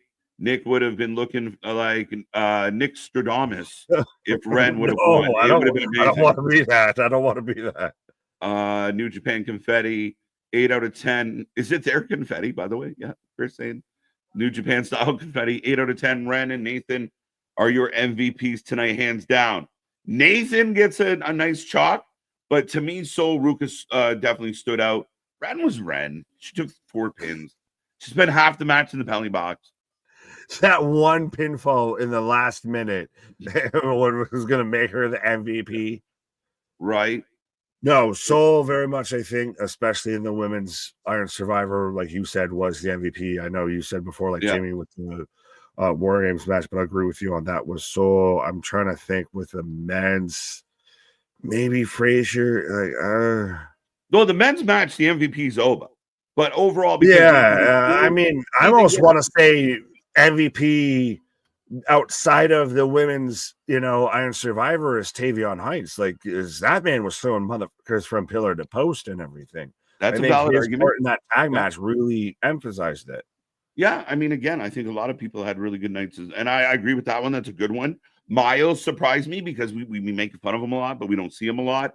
Yeah. So again, another kind of moment where you're like, oh shit, this kid's got something, and he's definitely giving off that Randy Orton vibe. So it's crazy, but I mean, even Jada and Lola was really good. Valid. And the NXT Underground. I mean, we get nervous with those matches that they're going to be campy or lame. I thought the 2 women cooked, and they gave them a lot of time to do so. Oh, absolutely, absolutely. And so I'll ask you this, and I don't know if you even know about this, but because I think you want to pause, whatever. And it was the Lexus King promo to where he's talking about the connection with the Pillmans to Minnesota, and being left on the sidewalk and everything like that. Like, do you have any knowledge? Does that sound like a story familiar to you? I think it was really great of the Lexus King promo and everything like that. But I'm just like, am I a bad wrestling nerd of that? I don't know the connection there. Yeah, it doesn't resonate with me off the top of my head. And I mean, at least I don't know what they're going to do with Lexus. Lexus probably has to shave his beard and dig into something. Maybe like you said earlier, while I was on my pause, about digging into his legacy a little more, I tried to be something and it got me nowhere. So this is who I really am kind of vibe. And maybe it worked. It is still kind of the best that he's been. And I still think he's getting more and more into that, Pillman-esque style and everything. Because I mean, this is better than what we saw with him as Pillman Jr. in AEW. And I think this is best Lexus King, but he just needs to get a new fucking barber. I miss the Varsity Blondes. What are you talking about? Where's Griff Garrison? Chase you. Right. NXT is a 10, 8.5 from Damien, 8 out of 10 from Eric. That AEW philosophy surprises solely for the shock value, that amounts to nothing. Yeah, they kind of sell us on the sizzle, and then the steak app, isn't quite what we're hoping. This is kind of the other way around. Well, and they deliver well enough in everything that you're not mad when you don't get the surprise that you built in your own head well, I think my mom and dad are going to get me a PS5 for Christmas. Oh, they got me a PS4. Well, I'm so happy. Like, well, yeah, 100%, man. And I think, like, you look at a match like that main event tonight, you sold us on Ren Sinclair in a big way. We saw her in there doing her thing. Sol Ruka stands out as the MVP. But meanwhile, Steph had a great match, did phenomenal, almost won it. Julia kills it, wins it, gets the big moment. Zarya looked like a powerhouse when she had to. You've sold us on her being a heel, potentially set up maybe Zarya, Sol Ruka come out of this. Stephanie and Julia are clearly going to have an issue. It's so much done in one match. See you Monday, Tuesday, 8.5. NXT Deadline was a 9 out of 10, 8 out of 10 knee pads. I would have liked to see a little change. However, it's fine. So it was a good show. I agree with that. I would have liked the title change. One of them. Yeah, it's crazy to think that we didn't have any. Like, I think we all at least predicted that there would have been at least one. One, right? But yeah, and you said it with NXT tonight. I think that's just become WWE's philosophy of every time they make a move with a story or anything, every pinfall still manages to have ramifications onto like 3 other stories going on right now. Yeah, and I think they're developing. Go ahead. No, I was gonna say I saw someone out there that was, setting up the modern WWE timeline, and it's literally almost the Biblics and everything. Of You have BC and AC, you have before Seth Rollins chair shot and after Seth Rollins chair shot. I love that. But no, and I completely agree with that. And I think, at least from my standpoint, what they've done a good job lately is every time a match happens, even if I think it's a throwaway match, I could all of a sudden, like, they got me kind of convinced of whatever they're trying to sell me. Like Ren tonight was a perfect example, man. Like, all of a sudden it's like, oh my God, she's actually going to do it. Like, I believe enough that they're willing to go that route. I mean, it's good. Like, I thought for a second it was legit going to happen. Good on them. Oh, I still even love it. I'm still halfway popping over the finish that we got just on Tuesday, to where it's like, Jada's going to win. No, she's not. Lola's here. Holy shit. Ren won. You're calling out 3 different calls in all of 5 seconds. Like, it's great. Right. I feel like NXT is more female lead, 100%. And you can see why. It makes sense. It makes sense. And we don't have to announce it. We don't have to sit there and put it as the focal point. We don't have to sit there and wave a flag about it. Just do it. Yeah. 9 out of 10 from Dale. Even with no Tony D, I give it an 8 out of 10. No Tony tonight. No Paisan, buddy. No Paisan. Nah. Best women's Iron Survivor. Sorry, go ahead. No, I just said you have to settle for me as the Paisan. There you go. Best women's Iron Survivor. Least Trick was, so kind of the same sentiment. Stephanie Vacour still hasn't been pinned yet either. True. Well, was Zarya pinned at all? Nope. Well, she did take a pin. I thought Julia took a pin tonight, but Stephanie didn't. I'm trying to remember. Fair enough. To ensure Cora doesn't get involved, they will do a match to ban her from the building. Interesting. Oh, no. Don't know. 8.5.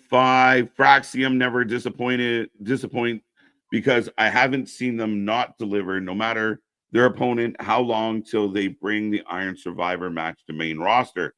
Do you think they ever will, or just leave this? Like, NXT needs its own little thing. Yeah, no, it's their version of what they're close enough of.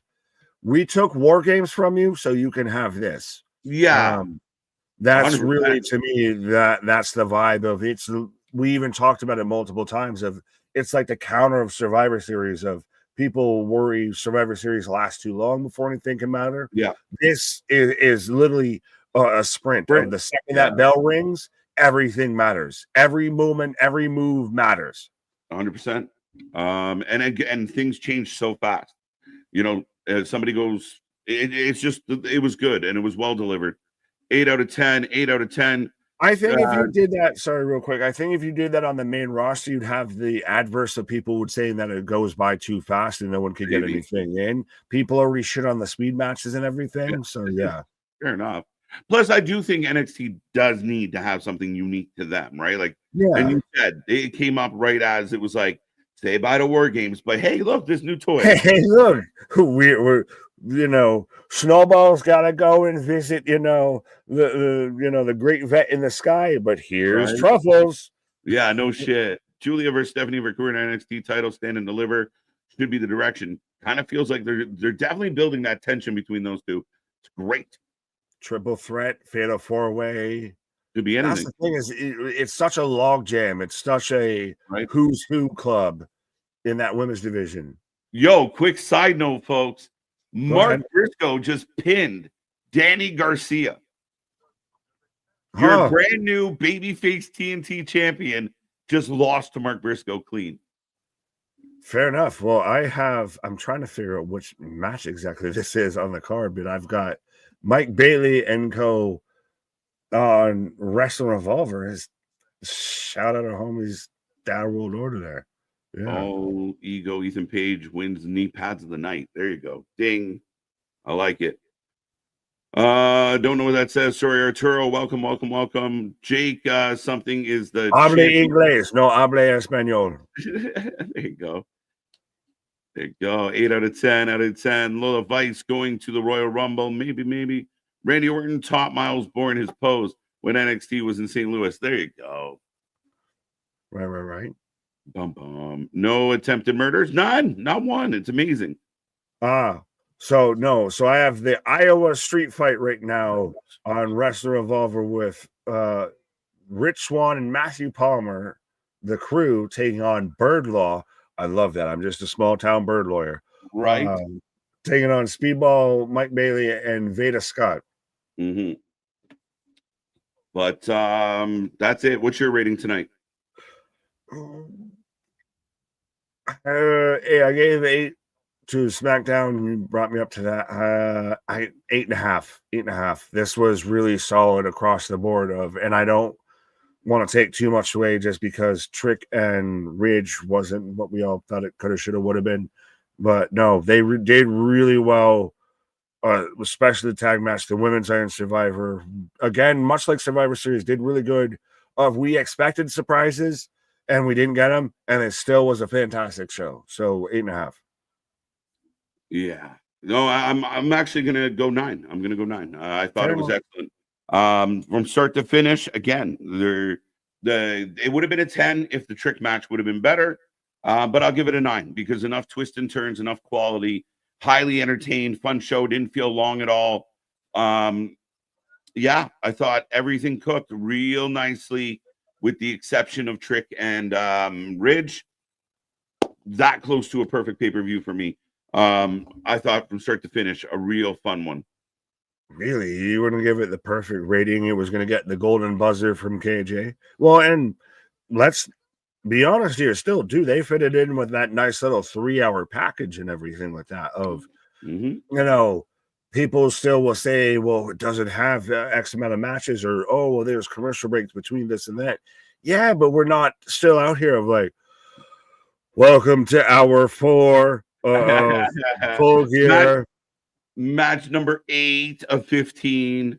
Right. Now we're seeing Ren Sinclair versus Wendy Chu versus Brindley Reese for who's the most under person on the roster.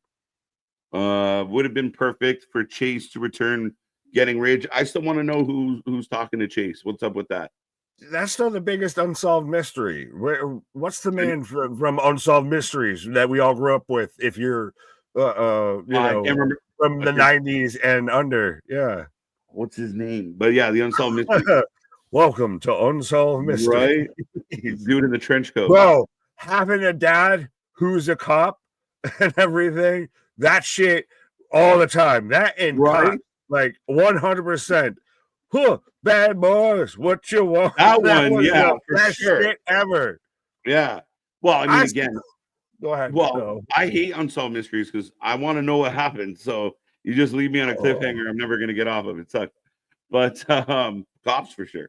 Cops was the greatest show of all time. I still remember, and it's the greatest segment ever. And I'm gonna look this up because I can't do this pullover justice to where they pull over one woman, and because she's a lady of the evening, and she sold this woman what she thought was things that she shouldn't be selling that aren't, because they were plastered. It's such calamity of a woman pulls over the cops of this woman sold me vitamins that weren't vitamins and everything. I'm trying to say it without getting in trouble with the YouTube. I don't know what you were talking about right now at all. I lost you on the way.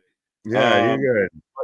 Who got pulled over where? I don't know, but okay, so prostitute allegedly sold some good drugs to somebody and everything that he pulled down the cops. There, you want me to break down all the walls? I have no idea what you're talking about or how we got here. How did you feel about Ethan Page saying he's done with NXT? With NXT? He's just done entirely. I don't know. I mean, we've talked about it. It very much feels like he could fit into the main roster, main card scene and everything. And it'd be interesting as hell. Makes sense. I mean, he's again. Is it weird with the world heavyweight title right now in NXT of it feels like no one's really super strong with it, but it feels like people are burnt out of like challenging for it, being champion, like Ethan Page, like what else do you do with him? Trick, what else do you do with him? I feel like some people have ran their course too much. We'll see. I mean, again, it all depends on what happens with Ethan now. Like, is there an angle here? Is there something to it? Is he going to the main roster? We don't know. So I'd be very curious. But I mean, again, I think everybody kind of goes in ebbs and flows. And I do think that the men's division needs a little bit of a fluff. All right. Maybe Nick had a moment. No, I'm going to put it in the Discord to prove what I was talking about. And I was trying to describe it in the most polite terms with the YouTube overlord. Wonderful. I'm not sure what it is. But I'll take it. But ladies and gentlemen, that is NXT Deadline tonight. I will take a moment to remind everybody tomorrow, 3 o'clock p.m., Vinny Pacifico, the exclusive interview with the Wrestling for Life Network, sits down. Great guy, great chat, and a good time. So go be ready for that one tomorrow. Monday, we are back for Raw, and then all through next week with all your favorite wrestling, heading towards Saturday Night Main Event. We got so much coming your way. We appreciate you for making us a part of your weekend. But with all that being said, 9 out of 10 for me. Killed it. Thought it was great. Go check out all our stuff. We'll be back. Well, fantastic way to end, especially as this is the last premium live event from WWE in 2024. So hell of a way to go out and everything like that. But absolutely, our shit is real, our shit is raw, our shit is all authentic. What are you talking about that wrestling? But put that full life with it. We got an interview and we got more wrestling. We got more than everybody else out there, folks. Keep coming back. We'll see you on the flip side. Good night.